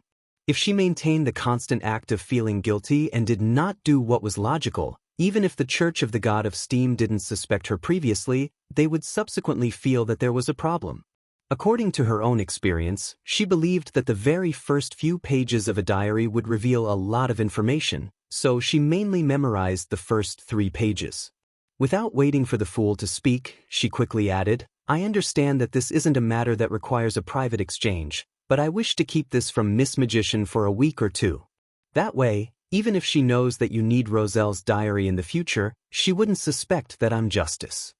She had seen Furs and Zio once midweek, and by leading the conversation, she had naturally mentioned how her beloved dog, Susie, had chewed the Roselle notebook, causing it to be irrecoverable. Typically speaking, she no longer needed to hide the fact that Mr. Fool needed Roselle's diary, but using her telepathist abilities, she simulated what Furs would think, believing that she would have such a thought. "What? That's a diary? That's a diary Roselle recorded his secrets in? Even Mr. Fool places so much importance on it. I recall that Miss Audrey has some. Wait a moment. She happened to have those diary pages chewed up by her dog a few days ago. Isn't this too much of a coincidence?" To prevent Furs from having such thoughts, Audrey hoped to keep it a secret for at least another week. After becoming a telepathist, not only was she able to see the aura and the emotional color of the target, but she was also able to read the superficial thoughts of others and could also simulate their thoughts. Thus, she understood one thing, that in the process of guiding others, she had to try her best not to be abrupt or act against logic and reason. Only when all the details were subtle enough and reasonable enough to make the target not realize that she was being guided, would she be considered a qualified telepathist. Subtle and reasonable are the 2 most important keywords. Audrey concluded in her mind. The reason why she went to read Roselle's notebook again was precisely to avoid being unreasonable. She truly is worthy of being a telepathist. She's recognized long ago that Miss Magician is one of the 2 people that she had recommended. Klein smiled in a non-committal manner. "What do you want to exchange those 3 pages for?" This question was asked with confidence because, after obtaining the Book of Secrets, his greatest weakness in the field of mysticism had already been bridged. As for the secrets of the other deities, as well as his knowledge of sequences, he knew a lot about them. Just any one of them was enough to deal with Miss Justice. We will still be friends if you don't talk about the psychiatrist formula. Klein lampooned in his heart. Audrey had already long thought of her question. She remained reserved for a second before saying, "Mr. Fool, I wish to ask one question. Why is it said that the cards of blasphemy hide the profound secrets of the deities?" Great question. Klein smiled secretly. Giving her a look for her to figure it out herself, he said deeply and calmly, "Sequence 0, Dark Emperor." Sequence 0? There's still a sequence 0? There's a sequence 0 above sequence 1? Is that a sequence representing a god? The Dark Emperor is a god? A series of questions suddenly surfaced in Audrey's mind. This caused her to be pleasantly surprised, satisfied, and shocked. Restraining her agitation and unconcealable excitement, she took a deep breath and conjured the 3 pages of Roselle's diary. Klein took it, took a quick glance, and confirmed that this was not one of the ones he had seen before. February 23, 1143. I've transmigrated to this world for more than a week. I have to write something down and describe the things I have encountered, or I feel like I'll go crazy. Hee. If I write it in simplified Chinese, I'm sure that no one will be able to decipher it. This world uses alphabetical words. I am now Roselle Gustave, but I'll never forget my real name. Huang Tao. I don't know how I transmigrated either. I carefully recalled and thought about it for a long time, and then I remembered that a few days before my transmigration, I bought a very mysterious silver plate with some strange symbols and patterns engraved on it. It was extremely interesting. However, it did not reappear after my transmigration here. It's not my cheat item. This is a world similar to ancient Europe. It's after the Renaissance and cannons and guns have appeared, but they're rather crude and primitive. As for me, Huang Tao Roselle Gustave, as a fan of online literature, I loved reading transmigration with technology genre novels. I know quite a lot of useful things and specifically read up on the corresponding knowledge. This is the stage where I can display my abilities. But I realize that my fucking memory isn't good. I've almost forgotten everything. The heavens allowed me to transmigrate to another world, but I wasn't given an outstanding memory or a system. Nor was I given a two-way door. How can I survive like this? Alright, I'll start with some details. When I have the money, I'll hire a bunch of craftsmen, inventors, and scientists. I'm only responsible for giving them ideas. It's been a long time since I've felt so full of anticipation for the future. But I still miss Mom and Dad a little. Besides, the entertainment in this world is too monotonous. The 1 or 2 maids don't look that good, and their entire bodies exude rustic vibes. It makes me wish that Hongxiu Com goes completely bankrupt. I haven't finished reading Lin Gao's 500 Good-for-Nothings, Sup 2/Sup, and there are so many beauties that are awaiting me on TikTok. The games, Kings of Glory and PUBG, are still waiting for me. Thinking about them makes me feel a little depressed. As Klein read, he nearly frowned. Initially, he had determined from the appearance of Pirate King and the 4 Horsemen of the Apocalypse that Roselle had crossed over 3 to 5 years earlier than him. But now, he realized that the gap between their transmigrations couldn't be more than a year. But why was there a difference of nearly 200 years on this side? Chapter 360. A difficult conundrum. Klein thought seriously for a while and came up with all sorts of theories, but because he lacked the necessary information, he could only temporarily ascribe the cause of the matter to the difference in the flow of time between the Earth and this world. Roselle and I have transmigrated less than a year apart, but in this world, we are separated by nearly 200 years. That is to say, even if I were to spend 200 years to find a way to return, it's likely that I won't lose the opportunity to meet my parents. At most, I'd have been missing for a year. Klein made a contrasting inference, improving his mood significantly. He instantly felt filled with motivation. Of course, he himself knew very well that this reasoning was not rigorous, because this was determined by one precondition, and it was currently impossible to confirm it. What if Roselle transmigrated after me? That might involve so-called spatial-temporal turbulence. When the time comes, there is no guarantee that I'll return to the proper time node. Klein poured cold water on his burgeoning mood. Roselle's first diary entry was the product of having held back for a long time. Therefore, it took up more than 2 pages. Klein flipped to the end and read the remaining 2 lines. February 25th. What a boring world. There are no newspapers and so few novels. I think I need to help this culturally impoverished society, but the premise of this is that I have to get some money and recall how paper is made and how the print press is done. As a transmigrator, I can only live on the pocket money that my new dad and mom gave me. I can only occasionally see 1 or 2 shiny Fermo gold. What a tragic story. However, hunting is quite interesting. February 28th. This world might be a little different from what I know it to be. I got lost while hunting in the woods today. As a result, I saw an unimaginably intense battle. In the battle, the man who was surrounded had additional eyes growing on his face, a total of 4 eyes. They even shot dark green light. This is fucking illogical. Is this a humanoid monster? This is actually a fantasy world, right? That monster's opponent was even more powerful. He summoned a pillar of light that burned with golden flames. Yes, I think it was summoned. Fortunately, they didn't discover me. After getting rid of that monster, that person left with the corpse. I, Huang Tao, am indeed the protagonist. I discovered the truth of this world a few days after I transmigrated.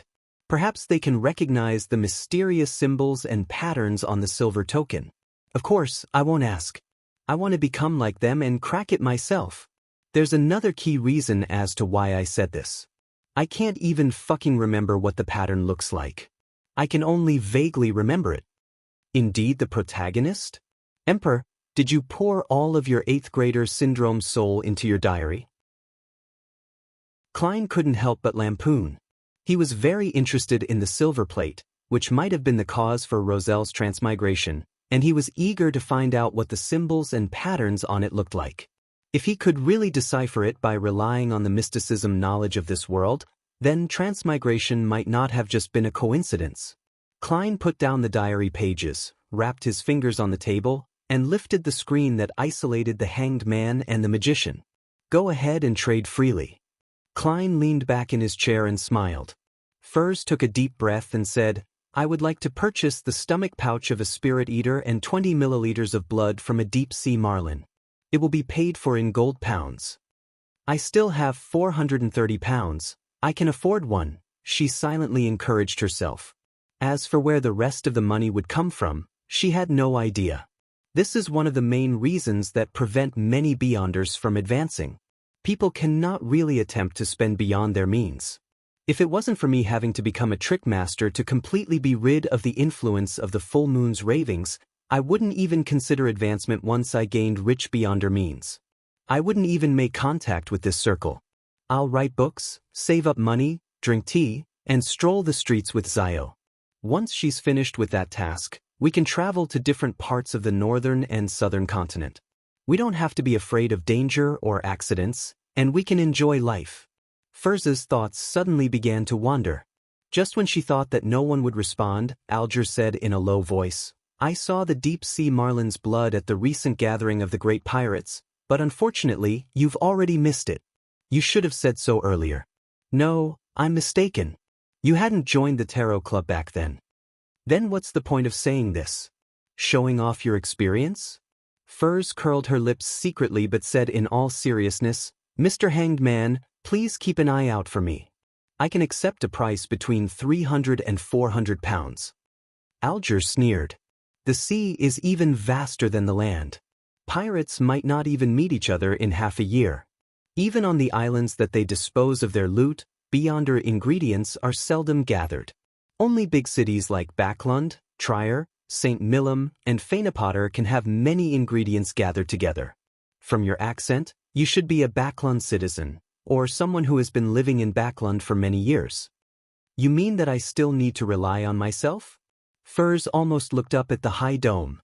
At this point, Derek said, I know roughly where a few spirit eaters are active. But I don't need the gold pounds you people talk about. Furs said with a fake smile, what do you want?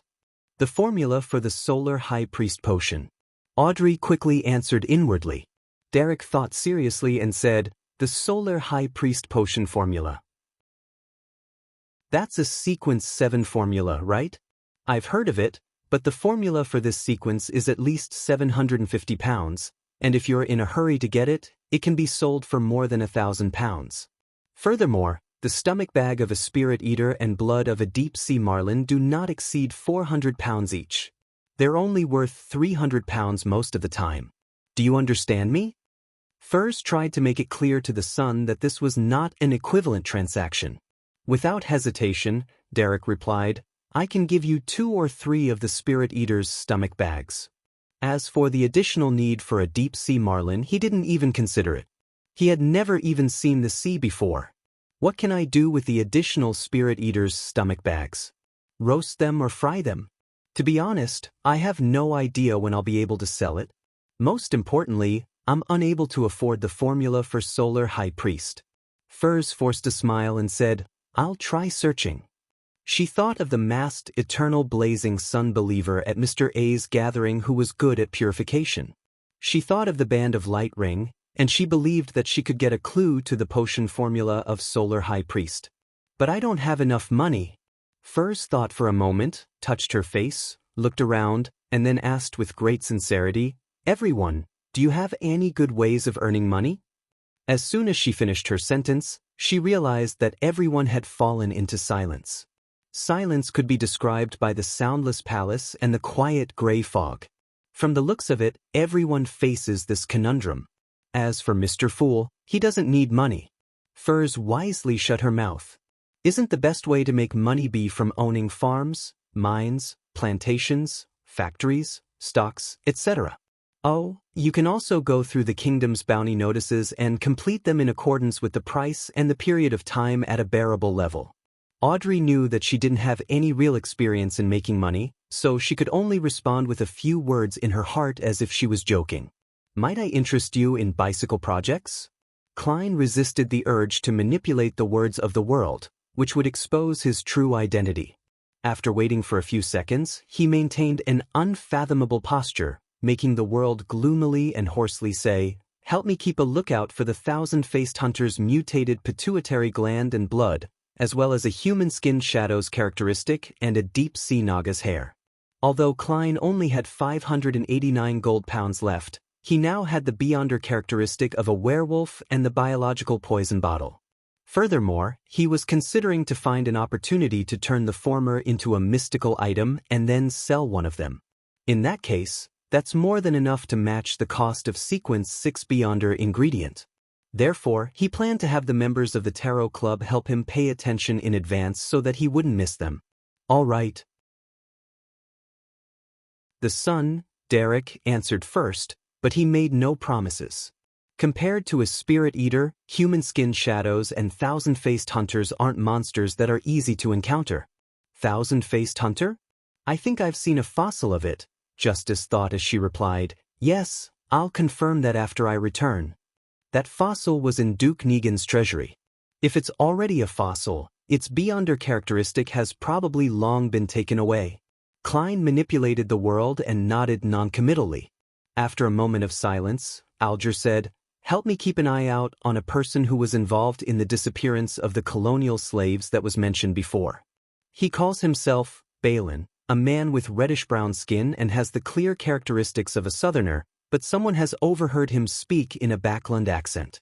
The third tooth on his left is missing, but it could very well have been replaced. In addition, there's nothing special about him, and his height is also quite average. If you can find traces of him, there will be no problem with the reward at all, with it being at least 100 pounds or something of equal value. Even divination can't be completed with such a description, let alone carrying out a search for the person in the real world." Klein looked around and said, "Continue with your free exchange." At the end of the tarot gathering, Derek returned to the real world and found himself in the dark, cramped room. He sat on the ground cautiously for a few seconds, but he didn't discover any unusual changes. He was finally able to let out a sigh of relief. Remembering that Mr. Hanged Man had advised him to talk more with the former exploratory team's captain, Derek walked over to the corresponding metal wall, bent his fingers, and tapped on it. He completed his signal, but there was no response even after a long time. Did he fall asleep? Or was he taken to the six-member council? Derek wondered while looking at the dull metal wall. At this moment, an elderly and fleeting voice came from the bed behind him. "Are you looking for me?" Chapter 361. Translucent Worm. "Are you looking for me?" The moment the voice entered his ears, Derek froze. His skin tensed up, and his hair stood on end. Why is he behind me? Why is he in my room? What happened to the seal? What about the effects of the mystical items? His forehead dripped with cold sweat, and he subconsciously wanted to turn around to take a look. But his instinct stopped him from doing so. This instinct originated from the teachings of the City of Silver's general knowledge of monsters' lessons and the strange scene he had experienced after joining the patrolling teams. When someone is speaking behind you, don't turn around in a hurry. Derek raised his hands and clenched them into fists in front of his chest, then slowly he turned around bit by bit. The room was shrouded in darkness, making it impossible to see anything. However, there was a tint of golden light that was expanding in his two eyes, transforming into what seemed like two miniature suns. With his light suppliant powers, he saw a dark figure sitting quietly on the edge of his bed. The dark figure rapidly turned clear, revealing a head that had been split in half. In the middle of his head, two gray brains wriggled like they were alive, trying to get close to each other but being unable to do so. The thick, viscous liquid on the severed surface of his brain had turned into thin threads, but they were shrinking like maggots. Each eye that was on the two separate sides were distanced apart, and the nose bridge was separated from the middle. The color of the blood was bright and evident. The left side of his mouth was open, but the right side of his mouth was tightly shut. This terrifying monster was naked, and there were numerous dark red wounds on its body. The countless wounds had torn open savagely, revealing rows and rows of white teeth. They said the same sentence in quick succession. "Are you looking for me?" It paused for a moment. The corners of its mouth and the edges of its wounds were curling up. "Look, am I not normal?" Derek's pupils contracted, and without thinking, he placed his folded hands on his chest and raised them to his chin as if in prayer. The small room suddenly became bright, and a pure beam of light, swirling with fire, fell from the roof and onto the monster's body. The beam was not as grand as the one used by Derek outside the spire. This was because of the seal here and the mystical item which left him isolated from the spire's exterior. But at that moment, Derek was stunned to see the holy light beam that he had prayed for was suddenly thickening. It was so bright that he couldn't help but close his eyes. A few moments later, something purer and thicker separated from the magnificent pillar of light. It was like a man made of light with no facial features and no clothes. The man of light suddenly coruscated and pounced on the monster. All the mouths on the monster suddenly opened, as if it was letting out a blood-curdling screech. Yet, Derek heard nothing. The monster began to tremble violently and quickly disintegrated under the burning and illumination of the man of light, disappearing as if it were melting. Just as it was about to become transparent, a phantom wearing a black classical long robe and a pointed hat suddenly appeared. The shadow had black hair, black eyes, a wide forehead, and a thin face. It wore a monocle carved from crystal. As soon as he appeared, the man of light exploded, and Derek's vision was filled with whiteness. When his eyesight was restored, he found himself outside the room, in the corridor with the metal lamps set in it, in the dim light of the setting sun. He tilted his head blankly and looked into the room. He saw a tall, muscular figure in dark trousers and a brown coat. In front of this figure was the bed which Derek had been sleeping in.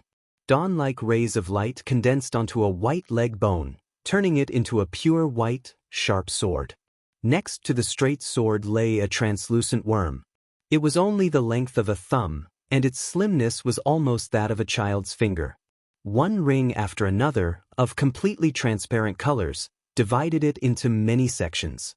It was a fleeting scene, and without specially counting the number of rings, he had a vague feeling that there were about 10 of them. The tall figure which had its back facing him reached out his hand to pick up the strange translucent worm. As he turned around, he sighed. It was close. At that moment, Derek finally saw the face of the tall figure. His hair was grizzled, unkempt, and rather disheveled. He had deep wrinkles around his cheeks, but there were no wrinkles at the corners of his eyes. Some old scars, that were either deep or twisted, remained on his cheeks. He was dressed in a flaxen-colored shirt with a checkered leather belt around his waist, and his pale blue eyes were deep and weathered, like a book full of stories. For a moment, Derek was stunned, and then, as though he had been in danger all his life, he opened his mouth in pleasant surprise. "Your Excellency!" In front of him was Chief of the City of Silver's 6-member council, a powerful demon hunter who was over 100 years old, Colin Iliad. Colin nodded slightly and said, "We always knew that he had a problem, but in order to find out what kind of ulterior motives the man named Amon had, we intentionally didn't eliminate him directly, and we instead locked him at the bottom of the spire, sealed under the influence of mystical items, and we often let Beyonders, who only have symptoms of losing control, live next to him and talk to him. We wanted to see if we could induce some abnormal changes in him in order to learn the information we wanted to know. Unfortunately, he had been very normal until today, way too normal." "Why do you think he suddenly mutated and attempted to break through the seal? Do you have any idea what makes you different from the others?"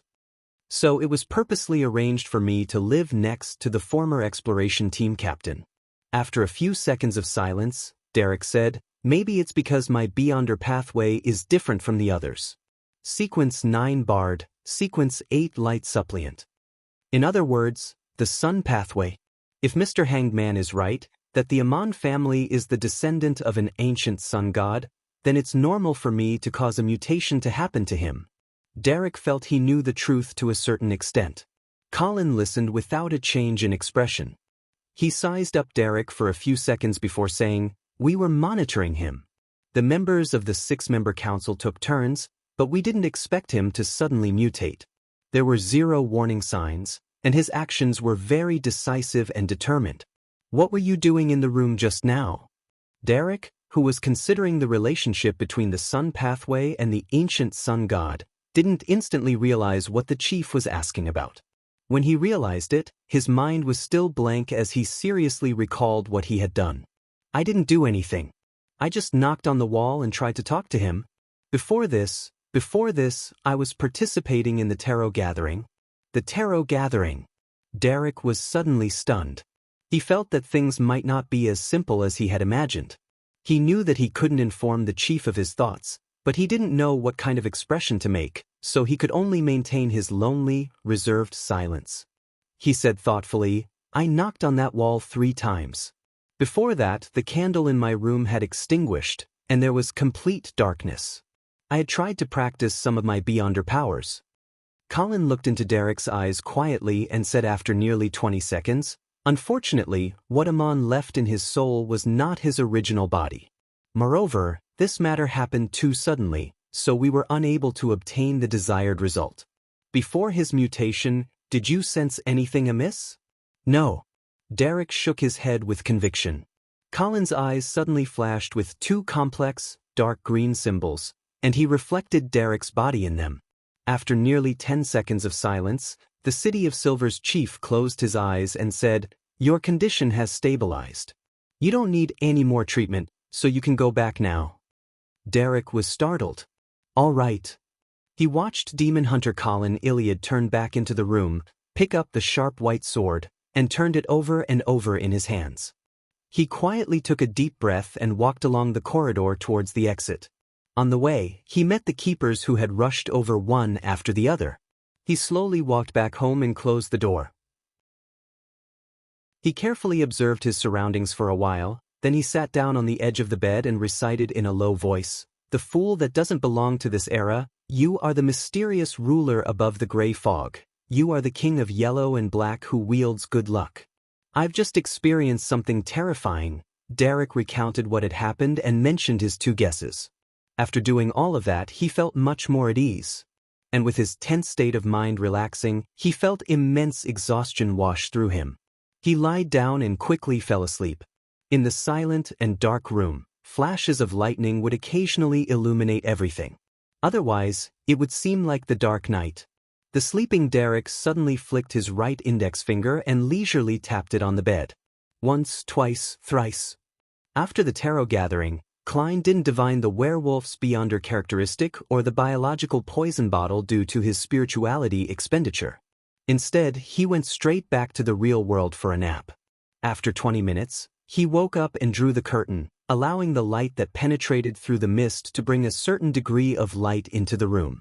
Sitting on the chair in front of the desk, Klein calmed down and began considering what he needed to do in the short term. The main goal is to continue concluding the rules of a magician and make adjustments according to the subtle feedback from my spirituality. Although rules like never performing unprepared, the need to have a stage and a performance, and completing a performance using means of diversion do not seem problematic at the moment. If I were to continue acting this way and performing slight adjustments, I'll eventually digest the potion and reach the advancement state. But this sort of acting isn't sufficient. I'm still lacking some of the important rules. Currently, what I'm doing will make the digestion slow and not thorough. Perhaps it will take a year, or perhaps even 2 or 3 years before my sequence advancement is possible. And Insanguil won't remain there waiting for me.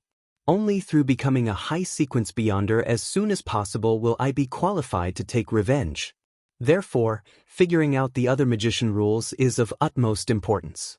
I'll first determine them through experimentation whether the applause from an audience will stir my spirituality and result in better digestion of the potion. Just as Klein was deep in thought, he heard a series of illusory, stacked pleas. Chapter 362. The Secret Deed Ritual. A male voice? Is it Mr. Hanged Man or Little Sun? Klein looked out the window at the gloomy sky, got up, went into the bathroom next door.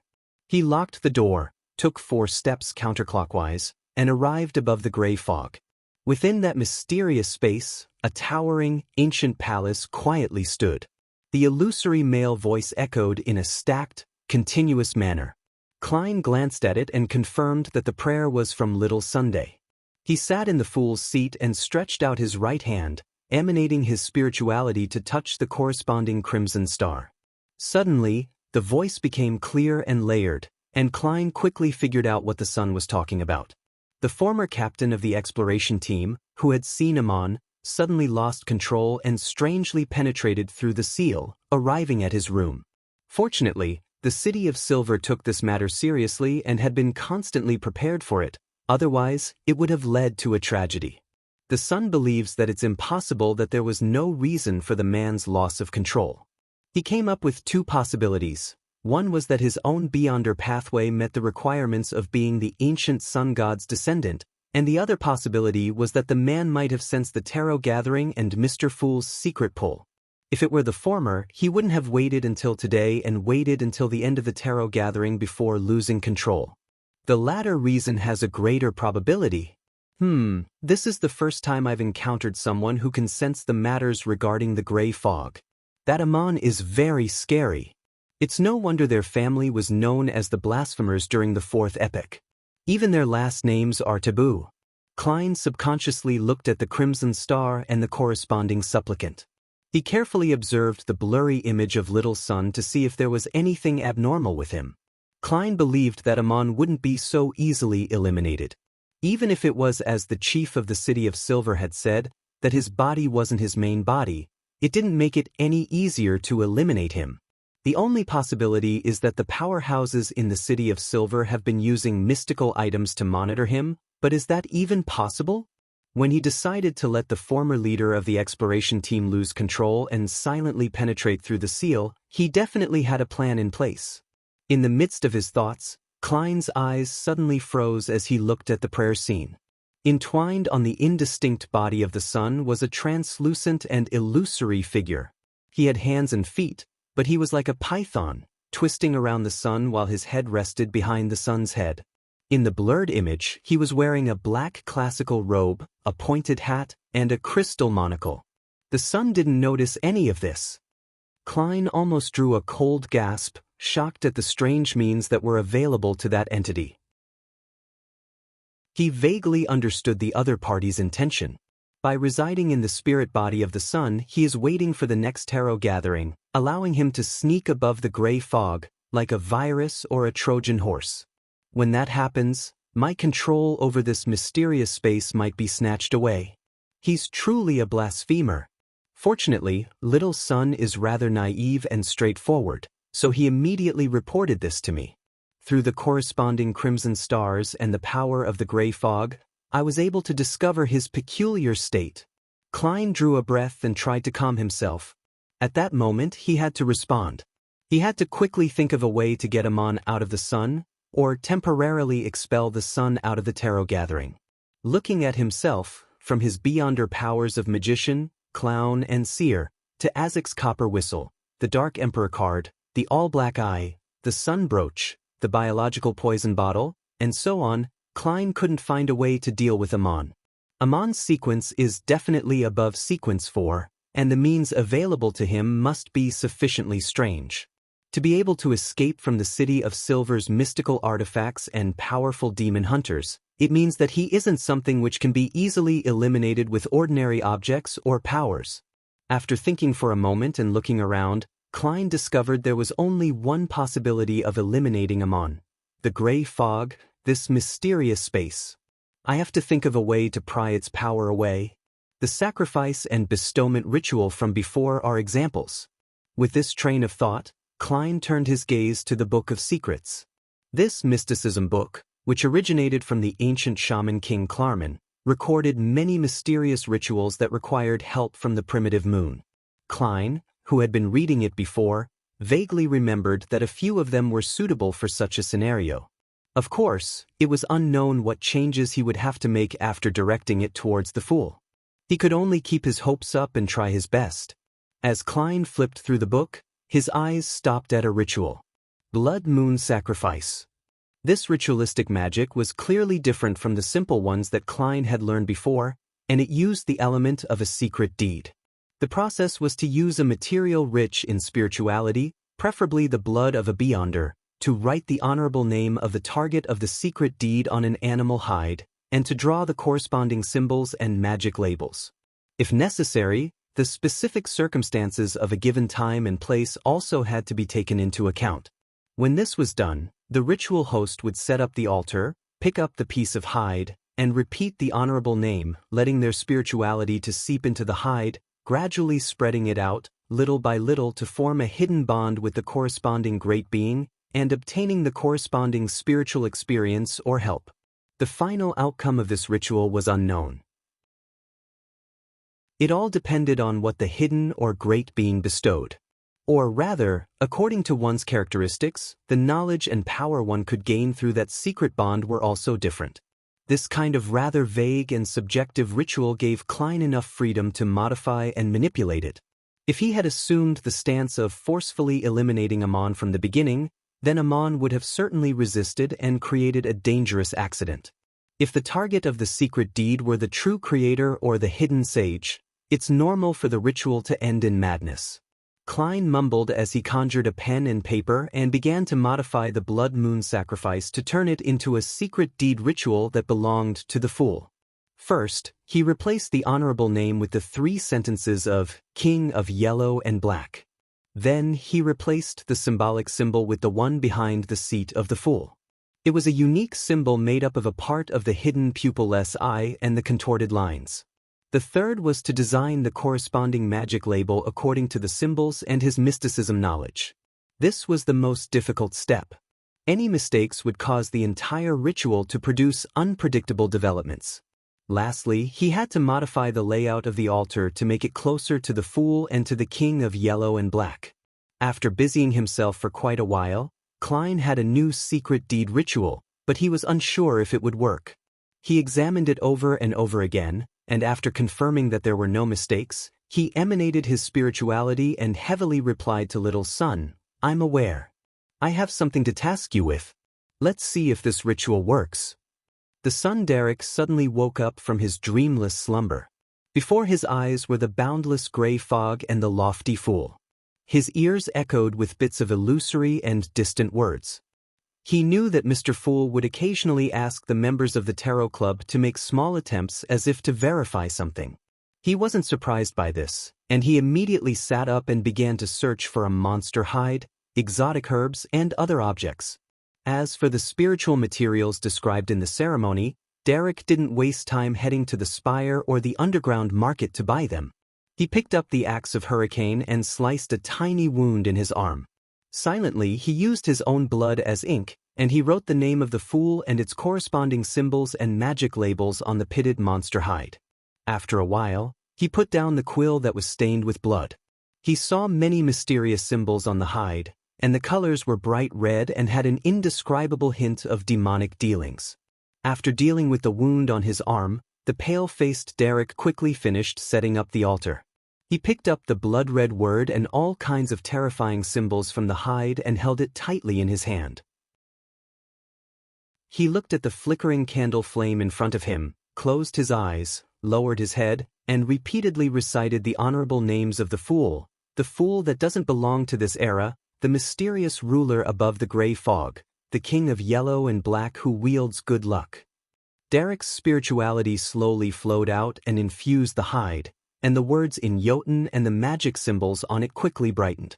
It was a startling crimson color. At that moment, he, who had already entered into a cogitation state, was only feeling his psyche gradually dissipate as it floated to an immeasurable height, coming into contact with the grayish-white fog and the hidden great being.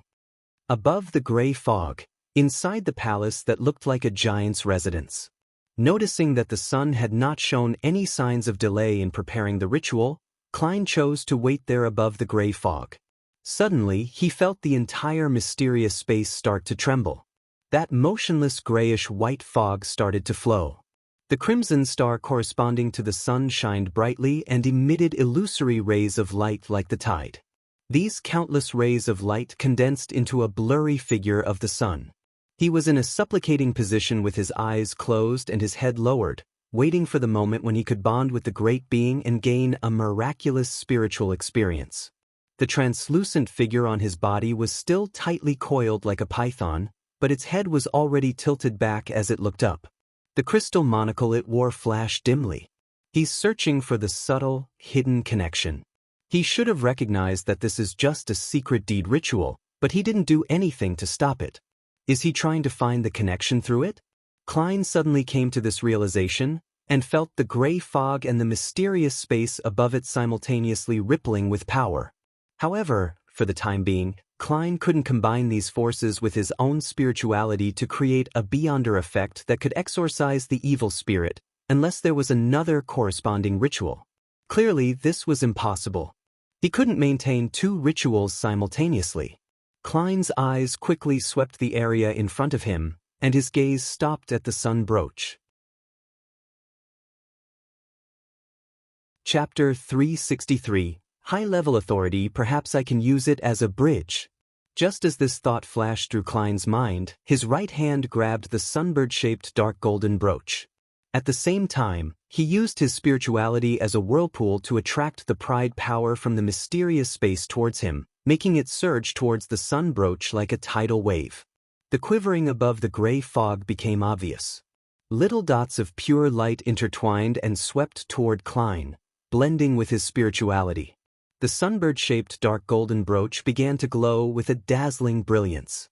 It grew brighter and denser, and in an instant, drop after drop of a translucent golden liquid began to condense.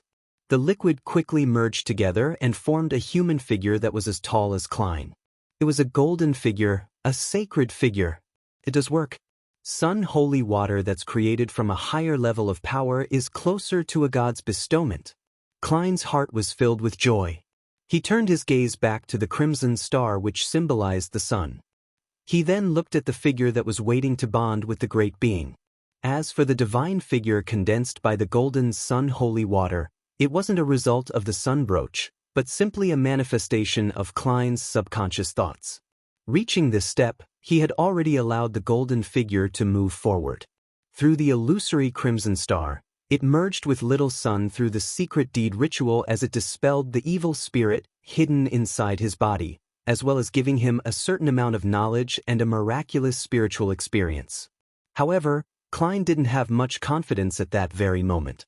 The power of the mysterious space was obviously higher than his spirituality, making him unable to smoothly control the power.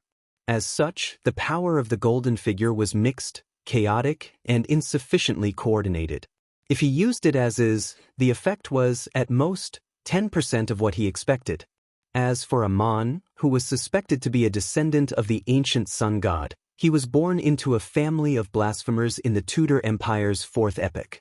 Even if it wasn't his main body, he was able to successfully hide his identity from the powerful high-sequence demon hunter and the powerful mystical items that protected the existence of the City of Silver. Klein truly didn't have much confidence with the effect only amounting to 10%. His initial plan was only to give it a try. If it really didn't work, he would temporarily bar the sun and then reconnect with him when he found a better solution. However, having come this far, Klein naturally wanted the best outcome and strived to succeed in one go. Having disguised himself as the godlike fool, he too had a little pride, and he wanted to keep up his reputation. He gave a self-deprecating laugh as he prepared to find a way to increase the effects of the golden figure to dispel the evil entity at the last moment. Of course, I can only waste a few seconds, otherwise, the ritual would be over. Klein's eyes swept over the items on the long bronze table again, thinking only of the words, high level. Due to his spirituality's intuition as a seer, his gaze landed on an item. The card of blasphemy, the Dark Emperor card. Of all the items Klein owned, it was the only one that matched the words, high level. As for Azek's copper whistle, Klein clearly remembered that it had been completely suppressed when the Blackthorn Security Company faced off with the spawn of the evil god. However, what the Dark Emperor card's high level pertains to is the knowledge contained inside. That's not right. After the owner advances to become a high-sequence Beyonder, it can produce subtle responses with the Beyonder ingredients that are needed. Furthermore, it also possesses the characteristics of anti-divination and anti-prophecy. In other words, its level isn't low. I don't need to use it for a fight, as long as I can use its high level to suppress the power of this mysterious space above the fog, and if I can minimize the chaotic and unnatural coordination of the golden figure, that will be enough. Klein quickly came up with an idea. He reached out his hand towards the Dark Emperor card which had its back facing up. Just then he noticed a frightening scene through the corner of his eyes. Within the shadow of the sun that was formed by the illusory rays of the crimson star, a palm, so shriveled that only skin and bones remained, was suddenly reaching forward. Slowly but firmly, it grabbed at the boundary of the crimson star, giving off a feeling as if it was piercing through reality and entering the psyche domain. Amun was attempting to use the connection to rip open the boundary and extend his hand into the gray fog. For the first time, the endless grayish-white fog was in chaos. The flowing from before seemed to turn into waves as gales formed. Klein's pupils shrank. He no longer hesitated, and he picked up the Dark Emperor card. As soon as he held this item in his hand, he immediately felt that his spirituality was no longer subdued by the power of the mysterious space. Suddenly, the golden figure became abnormally tall, and on its back, it grew pairs of enormous pitch-black wings. There were a total of 12 pairs. On each pair of wings, there were dark and bright feathers engraved with many mysterious symbols. The contrast between gold and black was stark, and the huge figure, driven by Klein, spread its wings to cover the vast dome of the towering palace. Without a sound, the sacred yet corrupted figure of light and darkness flashed over, overlapping with the manifestation of little sun that was formed by the crimson star. The light and shadows intersected, and a fierce wind blew in all directions. The palm that was so shriveled that it didn't have any flesh, to the point of only having skin and bones left, shrank backward uncontrollably, but it also firmly refused to retreat. It was like a man falling off a cliff who had extended his hand to grab a bulge, unwilling to let go regardless of what happened. In the midst of the illusory and chaotic sounds, light and darkness completely erupted. The shriveled hand finally lost its support, and it plummeted, constantly disintegrating and disappearing as it did. After a few seconds, the gray fog and the mysterious space above it returned to its previous tranquility, as if no one had stepped inside for thousands of years. Klein focused again and saw that the blurry figure of Little Sun was no longer entangled with the twisted and incorporeal entity. Phew! Unable to stop himself, he heaved a sigh of relief. Then, he conjured the contrasting image from before and threw them at the manifested figure of Little Sun in the crimson rays of light, allowing him to fully comprehend them. In the Berg household in the City of Silver, Derek felt both awake and adrift at the same time. It was as if he could see shadows of ineffable shapes, different colors of light that contained endless knowledge, and a majestic, tall, golden figure looking down upon everything. This figure stood beside Mr. Fool in the thick gray fog, with 12 pairs of huge, dark, mysterious wings on his back. Not only did his body and mind become warm and pure, but he also seemed to understand what was called sunlight. He had even figured out holy water creation, as well as the knowledge to exorcise evil spirits. It also contained images he couldn't understand, such as a towering, hidden pyramidal mausoleum. In that intoxicating spiritual experience, it was as if he had returned to his most carefree childhood, to the lands where the sun shone in his imagination, and it was only when everything was gone and the simple furnishings of his room came into view that he snapped back to his senses. Is this the secret deed ritual as referenced in textbooks? For more than 2,000 years, no one in the City of Silver has succeeded before. No one has been able to come into contact with a mighty existence. At that moment, Derek's low spirits and loneliness lessened. A heartfelt smile beamed on his face. The Fool's so-called experiment was to confirm whether our City of Silver's environment can perform a secret deed ritual. That wondrous feeling of all that knowledge was the payment he gave me? Derek lowered his head again and said with great respect, "Thank you, Mr. Fool." Right at this moment, a grayish-white fog suddenly appeared in front of his eyes. In the center of the fog was a lofty chair. It was the leisurely seated Fool. Then, Derek saw himself covered in a transparent, illusory shadow. The figure wore a black classic robe, a matching pointed hat, and a crystal monocle hung from its face. It coiled around his body like a python. Amon wasn't dead. He evaded the detection of the mystical items and the attention of His Excellency, and he became a parasite on my spirit body. Derek's eyes widened, and he saw himself as he was now, no longer entangled by Amon. Did Mr. Fool notice him and finish him? Derek's sunken heart calmed down while cold sweat trickled down his forehead due to the lingering fear. His face, on the other hand, displayed an expression of instinctive reverence. He subconsciously followed the words described in the mythology course and said, "Praise you, the mighty Mr. Fool." Somewhere in the deep darkness, a bolt of lightning streaked across the sky, illuminating the surroundings.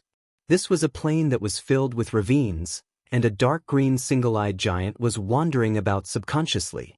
His eyes were lifeless, and his face was covered with traces of rotting pus. Grayish-yellow gas permeated from his body and interwoven in the air, forming many clouds. And beneath his feet, in the darkest ravine on the plain, there was a figure standing at the edge, overlooking the land below. With the help of the lightning, a thick and broad grayish-white building could be vaguely seen at the bottom of the ravine. The figure was dressed in a black classic robe and a pointed cap of the same color. It had curly black hair, black eyes, a broad forehead, and thin cheeks. It looked identical to the phantom Derek Berg had seen. He raised his hand and pinched the crystal monocle. Then, he turned his head to the left and looked into the distance. As expected, he suddenly whispered, in the language of ancient Feysak. After pausing for a moment, the man smiled and said the words, "The Fool." Before he finished speaking, he had already jumped into the ravine in front of him. At this moment, the lightning subsided for a second, and darkness completely enveloped the world. After eliminating the fatal threat, Klein returned to the real world, once again feeling the urgent need to advance his sequence. The Amon that I eliminated wasn't the main body. If he truly is interested in the mysterious space above the gray fog, he will soon return to the City of Silver. At that time, I wonder if the 2 legendary mystical items and the 3 demon hunters will be able to stop him. For a mere clone to be so bizarre and terrifying, One can imagine how powerful his main body is. Therefore, I need to conclude the rest of the magician rules as soon as possible and, through digestion and advancement, better grasp the mysterious space above the gray. Perhaps the City of Silver's shepherd elder will be used. If she really is corrupted by the true creator. Klein opened the bathroom door and went down to the first floor while in deep thought. Chapter 364. Cathedral of Serenity. What about the rest of the magician's rules? As Klein idly leafed through the newspaper he had finished reading, he thought about the issues that mattered most to him. He had already considered one point before, and that was the difference between having an audience to cheer for him and not having one. However, just this alone didn't seem sufficient. With this thought, Klein's thoughts ran wild as he inexplicably thought of something. When I was still a seer, being recognized and praised as a true fortune-teller would give me a feeling that the process of digesting the magic potion had become faster. After I concluded the seer principles, I began to believe that there was no direct correlation between the views and feedback from others and that they were merely expressions, nothing substantial. If I act well enough, I would naturally be acknowledged, and my digestion would naturally be faster. That is to say, I had always believed that they were two different responses with the same gains, and not something related to causality. But now, there's the choice of receiving an audience's applause. If it does help me digest the potion, does it mean that some performances really require feedback, and the way that others view me can subtly affect the progress of my potion's digestion? By extension, would the establishment of the churches by the 7 Orthodox gods, the spreading of their faith, and the nurturing of their followers partially be a result of this? This is truly a sacrilegious thought. I am indeed not a person who sincerely worships gods. I will praise them, but I won't blindly believe in them. Klein quickly adjusted his train of thought as he searched for another angle of attack. He repeatedly compared the subtle differences between seer, clown, and magician. Gradually, he came up with an idea. In comparison, does a magician, who needs to perform, possess the need to take the initiative? Taking the initiative to perform instead of being passive like a seer or clown. From the perspective of fate, it also fits. From a seer's reverence of fate, a clown's characteristic of being teased by fate while still maintaining a smile, and finally a magician who takes the initiative to challenge fate. Even if the result is nothing real or substantial, he will still receive the audience's applause from his deception. Klein nodded indiscernibly as he planned to make attempts in taking the initiative to perform. Where should I start? It should be something relatively less dangerous. I can consider the imprisonment of that vampire named Emlyn White by Father Utravsky. However, I need to confirm that this group of non-humans abide by the law and only engage in petty theft at the worst. Where do Emlyn's companions stay on the southern side of the bridge? I can't really remember. I'll have to use divination to jog my memories. I'll also confirm how dangerous it is. Having come to this conclusion, Klein put down the newspaper, got up, and went upstairs. It had to be said that he didn't have any other motivation to actively involve himself in something that had almost nothing to do with him. It wasn't his personality, but in order to act, he had to force himself to do so. This is considered rather simple for me. How would a straight male act as a witch and demoness of pleasure? It's no wonder the City of Silver emphasizes that you're only acting. Klein suddenly understood the meaning of the admonition. City of Silver, in a dark room at the top of the spire. Chief of the 6-member council, Colin Iliad, stood in front of a window, staring at the Silver City which was shrouded in darkness and lightning. Those beams of light illuminated his disheveled white hair, revealing his twisted and hideous old scars on his face, as well as the deep wrinkles on his face and his worried eyes. After an unknown period of time, Colin turned and looked at a dark corner. He asked in a deep voice, "Find anything?" In the corner, a shadow stood up. It was pitch black as it shot towards the wall, twisting and whirling. Its voice carried the feeling of metal rubbing against metal, and it was rather jarring to the ears. After Derek Berg returned home, he showed some signs of abnormality, but there was no immediate need to deal with it. Colin nodded slightly and said, "What did he do?" With the help of the mystical item at the bottom of the spire, the rampager and the clone of the mysterious figure were eliminated. However, he had constantly suspected that the matter had not been completely resolved. The former captain of the exploration team suddenly lost control. The mysterious person recklessly took action after enduring for a full 42 years, without any consideration for the traps or the consequences. All of this made Colin, who had killed and hunted many monsters, instinctively feel that something was amiss. Therefore, he believed that this was a deliberate choice made by the mysterious man. Although the real purpose of the mysterious man was still unknown, he definitely had some sort of follow-up method, and it wouldn't be so simple to get rid of him.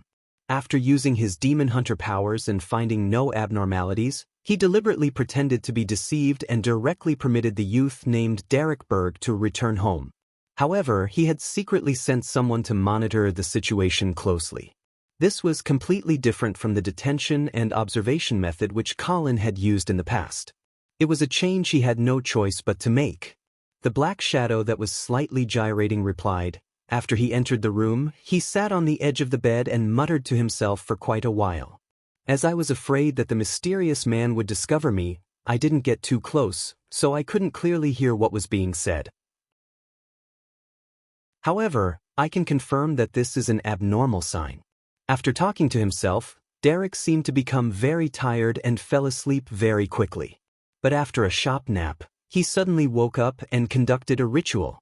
I suspect that his mind wasn't lucid while doing so and that he was controlled by the mysterious man. By the way, the ritual had elements of a secret deed. Colin pondered for a while and said with a solemn expression, as expected. Perhaps he was communicating with his main body via this method. What exactly is his purpose? Why did he spend his 42 years at the bottom of the spire in peace? The black shadow naturally couldn't answer this question as it continued. After the ritual, Derek no longer showed any abnormal behavior. Does this matter need to be dealt with immediately? If that mysterious person's main body is attracted here, we might not be able to deal with him. Colin remained silent for a few seconds before saying, "Continue the observation. That mysterious person has yet to show any substantial malice, so our reaction can't be too intense. Sai, do you remember that prophecy? It's almost time for disaster to befall. The further we explore, the more strange ruins we find, and the more dangerous the items we harvest. By your will, your excellency." The black shadow slowly retreated back into the ground and disappeared. At this moment, in the Berg household, Derek began to cough so violently that his heart seemed to almost burst. Cough, cough, cough. He crouched down and coughed non-stop until his throat began to itch, and he coughed out something. Splat. A translucent object slid across his throat and fell to the ground. It was a worm with the length and thickness of a finger. There were some transparent areas on its body, forming rings. Derek had seen something like this at the bottom of the spire previously, and he was certain that he was already free of Amon's influence. He bent down and picked up the translucent worm, and finally he was able to count the total number of rings on its body. There were a total of 12. What is its use? What can it be used for? It seems to be dead. Derek lost himself in thought. Winter County in the northern part of the Lone Kingdom. A black Gothic cathedral towered over the snow-covered mountains as it occupied a vast stretch of land. In front of it was a cliff, and its surroundings was a vast expanse of whiteness with utmost silence. This was the Church of the Evernight Goddess's headquarters, known as the Cathedral of Serenity. The dark-haired, green-eyed Leonard Mitchell had a black windbreaker draped over him as he wore red gloves and walked out of his room. Having successfully advanced and stabilized himself, he hadn't been given the opportunity to participate in any operations yet, as well as some exercises and so-called mysticism courses. After going around a corner, Leonard saw a staircase leading down. There, he saw Captain Dunn Smith, with a pair of dark gray eyes and dressed in a black windbreaker, and Klein Moretti, who exuded a bookish demeanor standing there, smiling and waiting. He tilted his head back and sighed. "My memory has also gotten worse. I've already forgotten that the two of you no longer exist." Leonard looked away and walked down the stairs to the first floor of the cathedral. He knocked on the door and entered a small room. There were chairs in the room, and some nighthawks wearing red gloves sat around inside. Leonard found a seat at random and sat down, smiling as he chatted with his friends.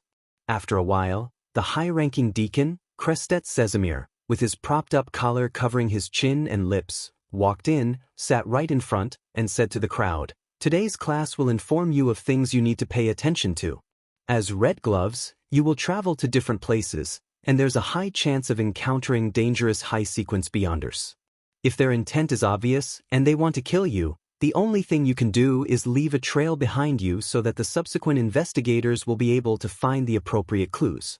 The exact methods include, but most of the time, high-sequence beyonders won't always attack you directly. They will utilize you based on all sorts of factors. You must be alert enough to not be fooled, and here are a few things that we have summarized." Sitting in the back, Leonard listened with a smile and great attentiveness. His target for revenge was a high-sequence beyonder. Sesamir paused for 2 seconds and continued, "In the first case, some high-sequence beyonder will pretend to be hidden existences, using promises and hope to deceive you into reciting his corresponding description. In the second case, some high-sequence beyonders might be restrained in a sealed state. They will act as mystical items that can help you get out of your predicament. For example, a magic lamp that can grant you 3 wishes or a wishing pond. The third case is for a high-sequence potion named Parasite. They often claim that they have lost their bodies and can only survive together with your spirit body. They can only rely on you and will not harm you. They will then give you knowledge, formulas, and all sorts of benefits, hoping that you can become powerful so that you can one day help him reconstruct his body or take revenge.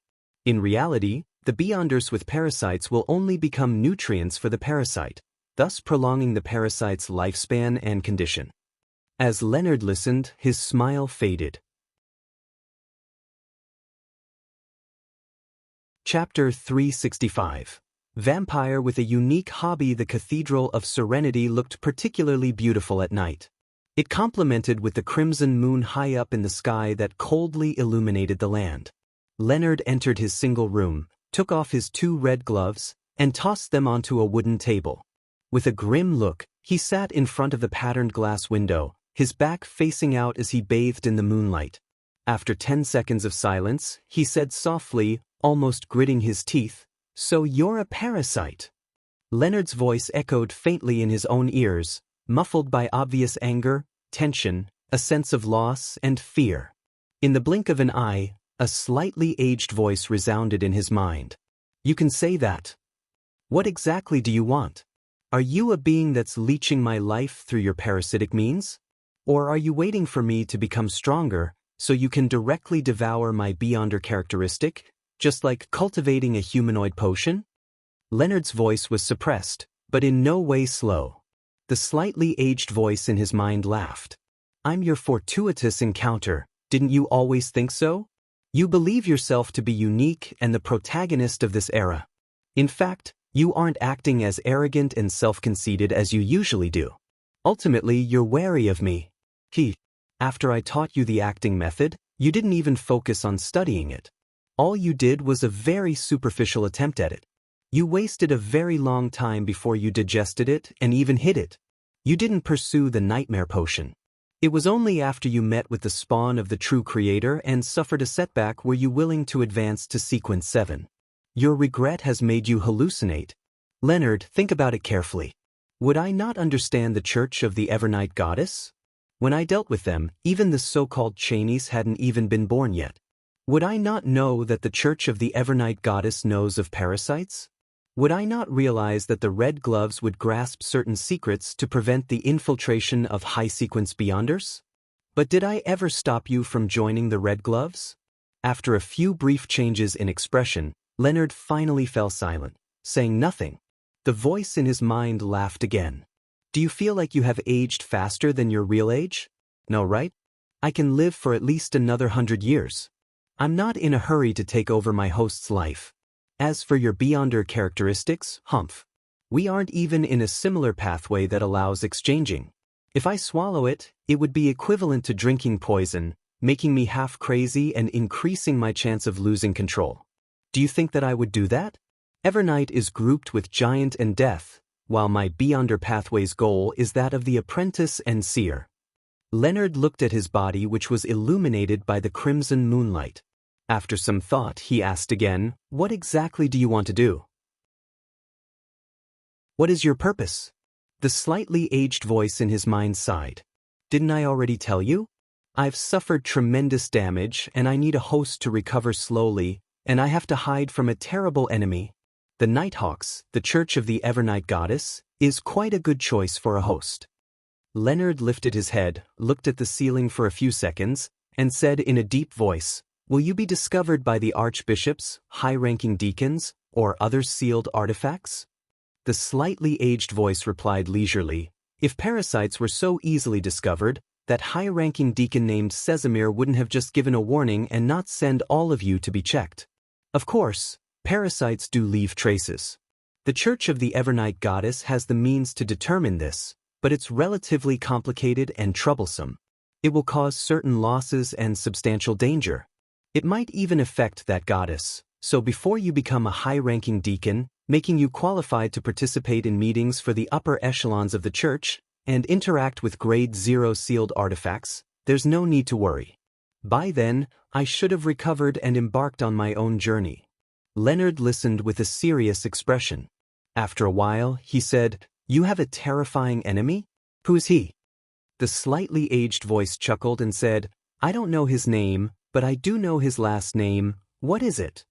Leonard asked. The slightly aged voice suddenly became low and deep. "Aman. The area south of the bridge, 46 River Bay Avenue." The owners of the house that were enjoying their dinner heard the tinkling of the doorbell.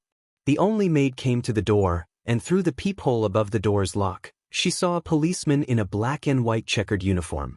She opened the door and asked somewhat fearfully, "Sir, is there anything I can do for you?" The cop was none other than the disguised Klein, who was attempting to take the initiative to perform. He was here to confirm that the partners of the vampire, Emlyn White, the ones living at 48 River Bay Avenue, and the people who entrusted Stewart with the mission were law-abiding monsters. Yes, law-abiding monsters. Although this doesn't sound right and sounds a little funny, it's how I would react with my true thoughts. Klein emphasized in his heart. The police uniform he wore wasn't a fake that he specially tailored. It was a product of his ordinary clothes and hallucinatory effects. A magician had to do what a magician would do. Klein didn't monitor 48 River Bay Avenue because he believed that Emlyn White's companions had long since moved away. As monsters and non-humans, moving to another residence was the most basic thing to do after a comrade disappears for several days. They had to suspect that Emlyn White was captured by the Nighthawks, the mandated Punishers, or other official Beyonder organizations, and it was necessary to assume that he might be dead at any moment. Therefore, what Klein wanted to do was to perform an investigation by conducting a survey. He maintained the arrogance of a low-ranking policeman towards an ordinary citizen. Without taking off his hat, he slightly raised his chin and said, "I have something to ask your master." The maid entered in a fluster and quickly brought back a man in his 30s wearing a thick shirt. "Officer, what would you like to ask me?" the man asked nervously. Klein stood at the door and looked inside. "Do you know the residents of Unit 48? "I do." The male owner was stunned for a moment before asking, "What happened to them?" "They're involved in a case." "You have to tell me everything you know," Klein said with a straight face. His face was also disguised, augmented with slight hallucinatory effects. It was to ensure that he looked distinct from the great detective Sherlock Moriarty. The male owner suddenly came to a realization. It's no wonder they moved away so hurriedly more than a month ago. Most of the residents of River Bay Avenue and the neighborhood knew the Whites and their son.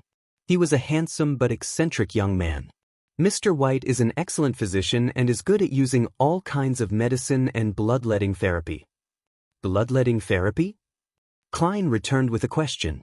Yes, although this has been regarded by many newspapers and magazines as an old medical skill that had no effect, anyone who received Mr. White's treatment were cured. However, Mr. White also said that except for him, the other doctors who practice bloodletting therapy are quacks. The owner gave his viewpoint. The bloodletting therapy is to accumulate food for themselves, isn't it? The only thing that is useful was the medicine. This vampire family relied on bloodletting therapy to help treat patients while receiving food as compensation. If there weren't many patients, or if their blood was very unhealthy, would they consider going to a distant hospital to steal blood from a blood bag and drink it? For such monsters, they really are law-abiding. Klein nodded in understanding. The emotional color changes in his spirit vision told him that the man wasn't lying. Seeing that the police officer didn't refute him, the man continued, "Mr. White and his wife are very nice people. Although they can't cure those who are seriously ill, they're still pretty good doctors for all the residents who live nearby." Was their child, Emlyn, involved in a case? That young man was too silent, as though he looked down on us. He's always hiding at home, and I have no idea what he's doing. Officer, are you hot? It's so cold outside. He probably just hides in the day and comes out at night. Klein wiped the sweat off his forehead and said, "I've been walking around here all day because of this case." Next, according to his design survey, he learned everything about the Whites and their son. One family at a time, he knocked on the door, asked questions, compiled answers, and came to the conclusion that the White family was indeed kind, amiable, and law-abiding. It doesn't seem like a description of a vampire. Klein looked up at the crimson moon which was piercing through the clouds, ready to make a final confirmation. He removed the hallucinatory effect from his body and started divining. After making sure there was no danger, he went around to the side and climbed into the house at 48 River Bay Avenue. Others might not know who had taken Emlyn White away, ultimately afraid of being followed up by an official visit from official Beyonders, but Klein knew what was going on and wasn't worried about a trap. As he entered the second floor, he used the moonlight to see that the rooms were in disarray. Many things hadn't been taken away. Through these things, he could imagine the haste in which their owners had left. He even found some precious books on herbs in a study, including some popular countryside folk recipes. As he walked, Klein entered one of the bedrooms, and shadows came into view. He jumped in fright, imagining that he had been ambushed. He almost snapped his fingers to light the match that had been thrown outside. Fortunately, no attacks occurred. The crimson moonlight shone through the window, covering the entire room. Klein was finally able to clearly see what those black shadows were. They didn't have any spiritual luster, and they were figurines of varying sizes. The biggest one was only slightly shorter than Klein. It was a girl wearing a gorgeous long skirt. Her sleeves and collars were covered with lace and ribbons. This female figurine was obviously more like one of wax. Her facial features were vivid and lifelike, and her golden hair and red eyes were alluring and beautiful. The smallest one was only the size of a normal person's palm. It was a woman wearing silver body armor. She looked valiant and heroic while looking magnanimous and beautiful. As his eyes swept past each figurine, Klein suddenly remembered something. Under the influence of Roselle, the development of figurine art had two trends. One was the adorable type, allowing them to have a change of clothes, while the other strove to be more realistic. Klein looked around and couldn't help but exclaim, "These figurines are not cheap. Don't tell me Emlyn is a vampire who is obsessed with figurines."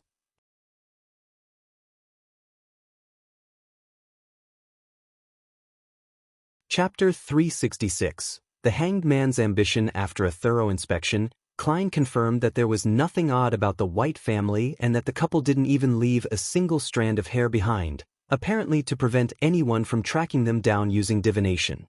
He returned to the bedroom filled with dolls, took 4 steps counterclockwise, and went above the gray fog, intending to use divination for a final confirmation. However, before he got down to business, he conjured the female figurine who was nearly his height, and just like how he had done a divination for the mutated sun's sacred emblem in Tingen City, he picked up a dark red fountain pen and wrote a sentence on the yellowish-brown goatskin. Its origin. Putting down the pen and holding onto the piece of paper, Klein leaned back in his chair and began to mumble as he slowly adjusted his mental state into a cogitation state.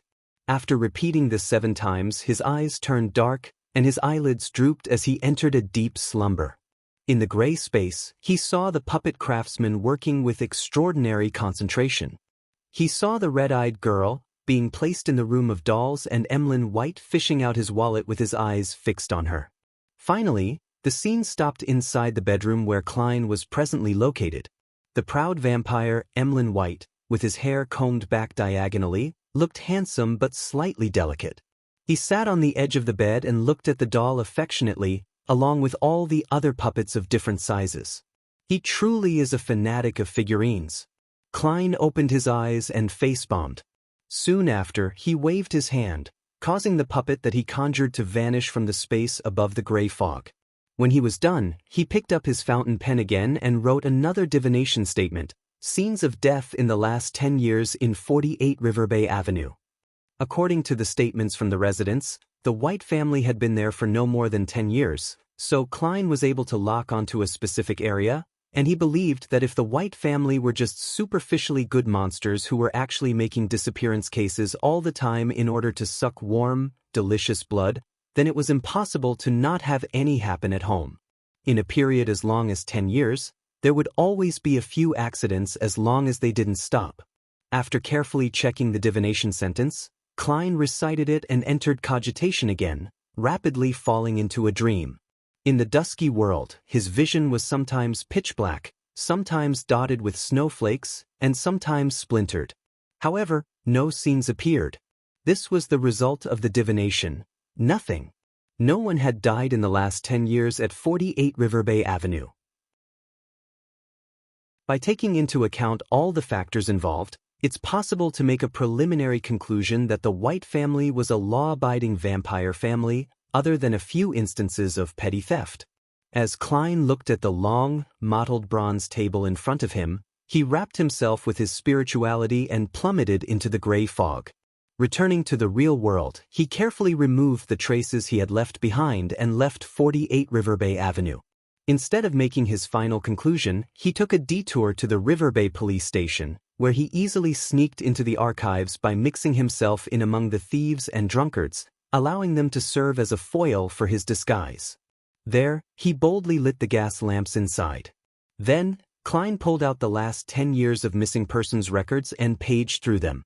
From time to time, the police officers on duty would pass by the door, but their eyes didn't notice any light leaking out from the archives. There's nothing suspicious at all. After an unknown period of time, the black-gloved Klein placed the docket back. Then he turned off the gas lamp, took off his hat in the darkness, pressed his hand to his chest, and bowed towards the lobby. On his way back to Minsk Street, Klein took a shower, changed his clothes, sat down at his desk, and spread out the map of Backlund that he had first bought on the steam locomotive. The first thing he did was find Rose Street, which was on the south side of the bridge where the Harvest Church was located. This was where Father Yutravsky was the bishop of the cathedral and had Emlyn White imprisoned in his basement. Soon after, Klein's gaze moved as he familiarized himself with the names and layout of the surrounding streets. A performance can't be done too hastily or with an excessive thirst for success. One has to slowly immerse the audience into the act. Klein whispered, unfolding a piece of paper and lowering his pen. "Dear Detective Stewart, I wonder if you found Emlyn White? I've been keeping an eye out for you lately, and one of my informants told me today that he has seen this man on Tativa Street in the area south of the bridge. Of course, he simply said that the person he saw looked similar to the man in the portrait." Putting down the pen, Klein folded the letter neatly, stuffed it into an envelope, and affixed a black stamp worth 1 penny. Above the vast, boundless Sonia sea with undulating waves churning beneath it, the Blue Avenger advanced forward steadily without any signs of shaking. Alger Wilson sat in the captain's cabin with a brass sextant in his hand, but his eyes were closed. Without a sound, a smile suddenly appeared on his face. "I've finally digested it." Alger opened his eyes and raised his hands, causing the surroundings to glow with an azure light. The azure lights intersected and turned into a huge wave that swept forward. Alger pressed his hands together, and the wave disintegrated, turning into countless raindrops that fell onto the deck. After nearly 4 months, his seafarer potion had finally been digested. During this period of time, not only had he spent a long time wandering the seas, completing all the missions assigned to him by the church, but he had also deliberately sought out new sea routes and sought out undiscovered islands. After a few setbacks, he was finally met with success. This, in turn, led to the digestion of the potion, allowing him to figure out his principles as a seafarer. The core principle involved being intimate with the sea, to masterfully grasp information regarding sea routes and the weather, as well as exploration and discovery. The always heavy Alger couldn't help getting out of his seat. He paced back and forth in the captain's cabin, thinking of the future he longed for. After obtaining the potion formula for the Wind-Blessed and finding the corresponding Beyonder ingredients, he would hide his advancement to sequence 6 from the church. Then he would repeat the same process again, striving to become a sequence 5 ocean songster within 3 years. During this process, he had to serve as the captain of the Blue Avenger and avoid entering the mandated Punishers with its complicated social relationships so as to prevent his secret from being exposed. Once I'm promoted to sequence 5 and gain sufficient strength, I'll be able to secretly return to that place. Alger subconsciously looked to his right. His gaze seemed to pierce through the planks of the ship and the vast sea, and onto an ancient and hidden island. Alger wasn't worried about his future advancement within the church. Once he fulfilled his wishes, he would be able to fully focus on seeking a higher position in the church. At that time, he would continue to disguise himself as a sequence 7 despite being a sequence 5 and drink another Wind-Blessed potion. This would increase his Beyonder characteristics, strengthen him, and slow his digestion, but it wouldn't endanger his own safety. For the same reason, after sequence 5 was completely digested, he could imbibe another ocean songster and repeat the normal process. This would only push him closer to losing control, but he also had solutions to that. It was to find a woman to marry and transfer the extra Beyonder characteristics to his children. After doing this, I'll be able to move closer to the level of a cardinal and approach the level of a high-sequence Beyonder. This is my chance in such an era. In his mind, Alger had already sketched out the image of himself wearing the robe of a cardinal as he occupied a high position in the church and had many mandated Punishers under his control. After being intoxicated for a moment, he withdrew his gaze and regained his senses. What follows will increase in difficulty with each step. Fortunately, I have the Tarot Gathering and Mr. Fool. Although there are dangers underlying it as well, any path to improving myself will involve risk. I have to try to gather those Roselle diary pages as quickly as possible. I should grab the chance to raise a question and understand what that card beside Mr. Fool's hand is, the one which only shows its back. It wasn't there previously. But Roselle's diary. Could it be the item I'm thinking of? Alger's eyes narrowed as his pupils constricted. 15 Minsk Street. Klein yawned, switched off the gas lamp, and slipped into bed. He originally had another plan. He had wanted to use divination to grasp the origin of the biological poison bottle and obtain the first 3 potion formulas for the sequence from the werewolf Beyonder characteristic. But after a busy night dealing with the matter regarding Emlyn White, he felt a little tired and decided to try again the next day above the gray fog. Just as he lay down and closed his eyes, Klein suddenly felt that something was wrong. This was the spiritual intuition of a seer. It has already been several days since I obtained the werewolf Beyonder characteristics and the biological poison bottle. It's not like I haven't been in a good mental state during this period of time, yet I have been repeatedly delaying the divination. This is very abnormal. Klein sat up, carefully thought about it, and recalled a similar incident. The first time he met Megos, he had wanted to directly use his spirit vision to observe her mental state, but he naturally ended up missing the opportunity due to momentarily being taken aback. It was only at the end that he found out that it was because Megos had an evil god spawn in her stomach. His spiritual intuition as a seer had stopped him without leaving a mark, preventing him from losing control and collapsing right on the spot. It's very similar, and this time, it's even more obvious. I remember that Miss Sharon mentioned that the Rose School of Thought's control over their members far exceeds my imagination. Everyone's body and soul seem to be bound by something, which is also the reason why information regarding the mutant sequence is rarely leaked out. They believe in the chained god. So, when using the Beyonder characteristic of a werewolf to deduce the corresponding potion formulas, It would directly involve this evil god and bring about consequences that I don't wish to bear? Klein thought about it seriously and felt that there was something suspicious about it. Back when I divined the mutated sun's sacred emblem and the ear left behind by the listener, my spiritual intuition hadn't stopped me. Could it be that the chained god is stronger than the eternal blazing sun and the true creator? Or could it be that his nature allows him to restrain the gray fog and even be able to effectively invade it? Of course, the source of the danger can also be the biological poison bottle.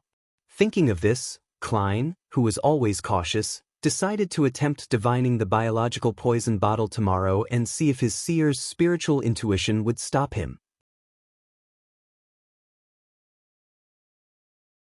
Chapter 367. Threatening Letter. Tuesday morning, the weather remained as cold as it usually was this season. Klein tightened the collar of his tweed coat, put on his hat, and pulled open the door. He was heading to the end of the street, where the mailbox was, to post a letter to Detective Stewart. Since it wasn't that far, there was no need to dress neatly or heavily, but Klein had just recovered from his cold, so he had wrapped himself up thickly just in case. Perhaps it was because of the strong wind last night, but the air in Backland was surprisingly good. Klein subconsciously slowed down his pace and enjoyed this rare morning. As he passed Jürgen's house, he heard the oriel window creak open and instinctively turned to look. Standing at the window was Mrs. Doris, wearing a black plush hat and a thick grayish-blue scarf. She looked even worse than before, and her body was even more hunched. "Good morning, Detective Moriarty. Thank you for taking care of Brody. He said you were a good man, didn't you, Brody?" Old Granny Doris bent down and picked up the black cat with green eyes. Brody used all 4 of his limbs and struggled in her embrace. Finally, he jumped down and lightly landed on the windowsill. But instead of leaving, he circled around and around, nuzzling Mrs. Doris with its head on one side, without even looking at Klein. Was he being friend-zoned by a cat? Klein gave a self-deprecating laugh and smiled sincerely. "It's a happy deed, and even more delightful news is that you've recovered and have been discharged from the hospital." After exchanging a few pleasantries, he said goodbye and continued to walk down the street with a smile on his face. He had only taken a few steps when he heard Mrs. Doris call after him. "When Jürgen comes back, I'll have him pay you." "Do I look like I took this mission for the money?" The smile on Klein's face suddenly froze.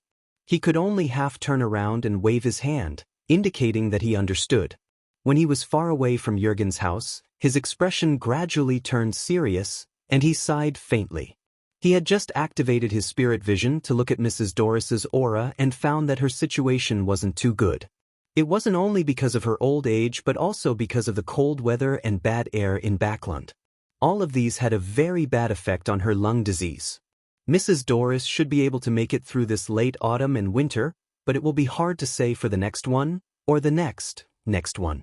If she wants to live for a few more years, she would have to move to the south, to the area around Desi Bay. It's a pity that it's likely that lawyer Jürgen can't afford to do so now. "Even I haven't been to Desi Bay." Klein mumbled, came to the mailbox, and stuffed the letter in. This was the prelude to his performance. And this evening he would head to the Harvest Church as a detective and do the rest of the preparations. After buying a Desi pie for breakfast, Klein returned via his original path and was quite at ease.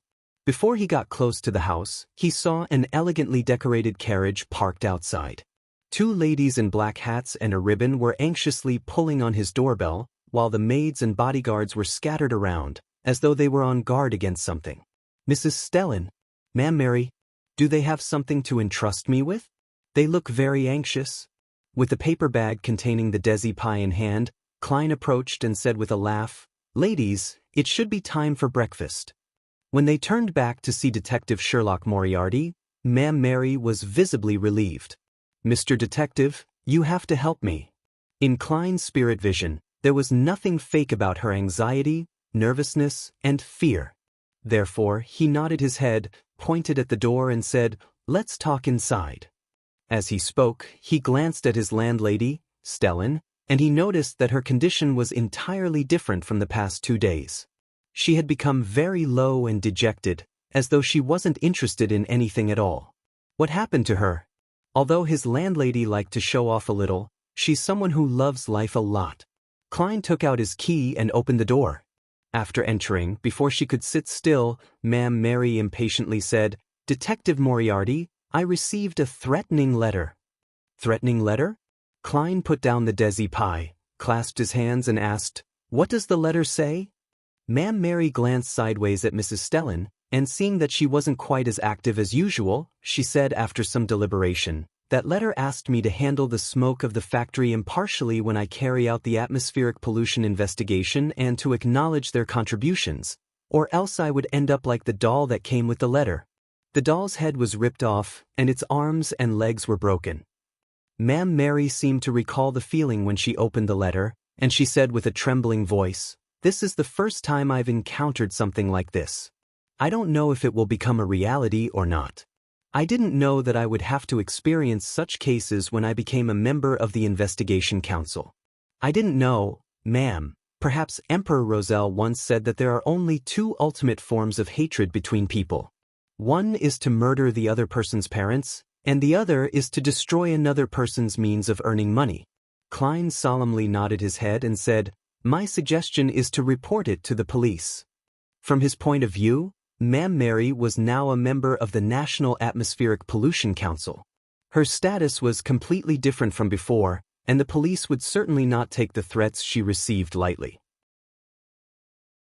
Moreover, this involved the development of a governmental policy and wasn't an ordinary matter, so there was a high probability that the police department would hand the case over to the church's Beyonder organization in order to solve this case as soon as possible.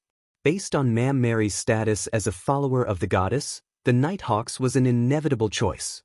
This way, even if Klein wanted a share of the reward, he didn't want to involve himself in it. "I've already done so, but it doesn't reassure me." Ma'am Mary pursed her lips and said, "Do you know what they said?" They said that threatening letters were formed by cutting the words from newspapers, and the doll could be bought from anywhere. It would be very difficult to find the sender in a short period of time. And they only sent one policeman to protect me. Goddess, is this how they treat a helpless citizen's cry for help? Ma'am Mary paused, looked earnestly at Klein and said, "Detective Moriarty, I believe you can help me, not only because of your performance from that matter but also because of Mike's approval, Aaron's praise, and Talam's extolment. And I know you made a great contribution in that serial murder case. Don't worry, I will pay you well enough. Your words make me happy, but something doesn't seem right. Unless the police have already been bribed, they would probably transfer the case to the Nighthawks, and with Beyonder means such as divination available, it would be impossible for a letter made up of words from a newspaper to avoid detection. The sender would have either been caught already, or they would have means to interfere with divination.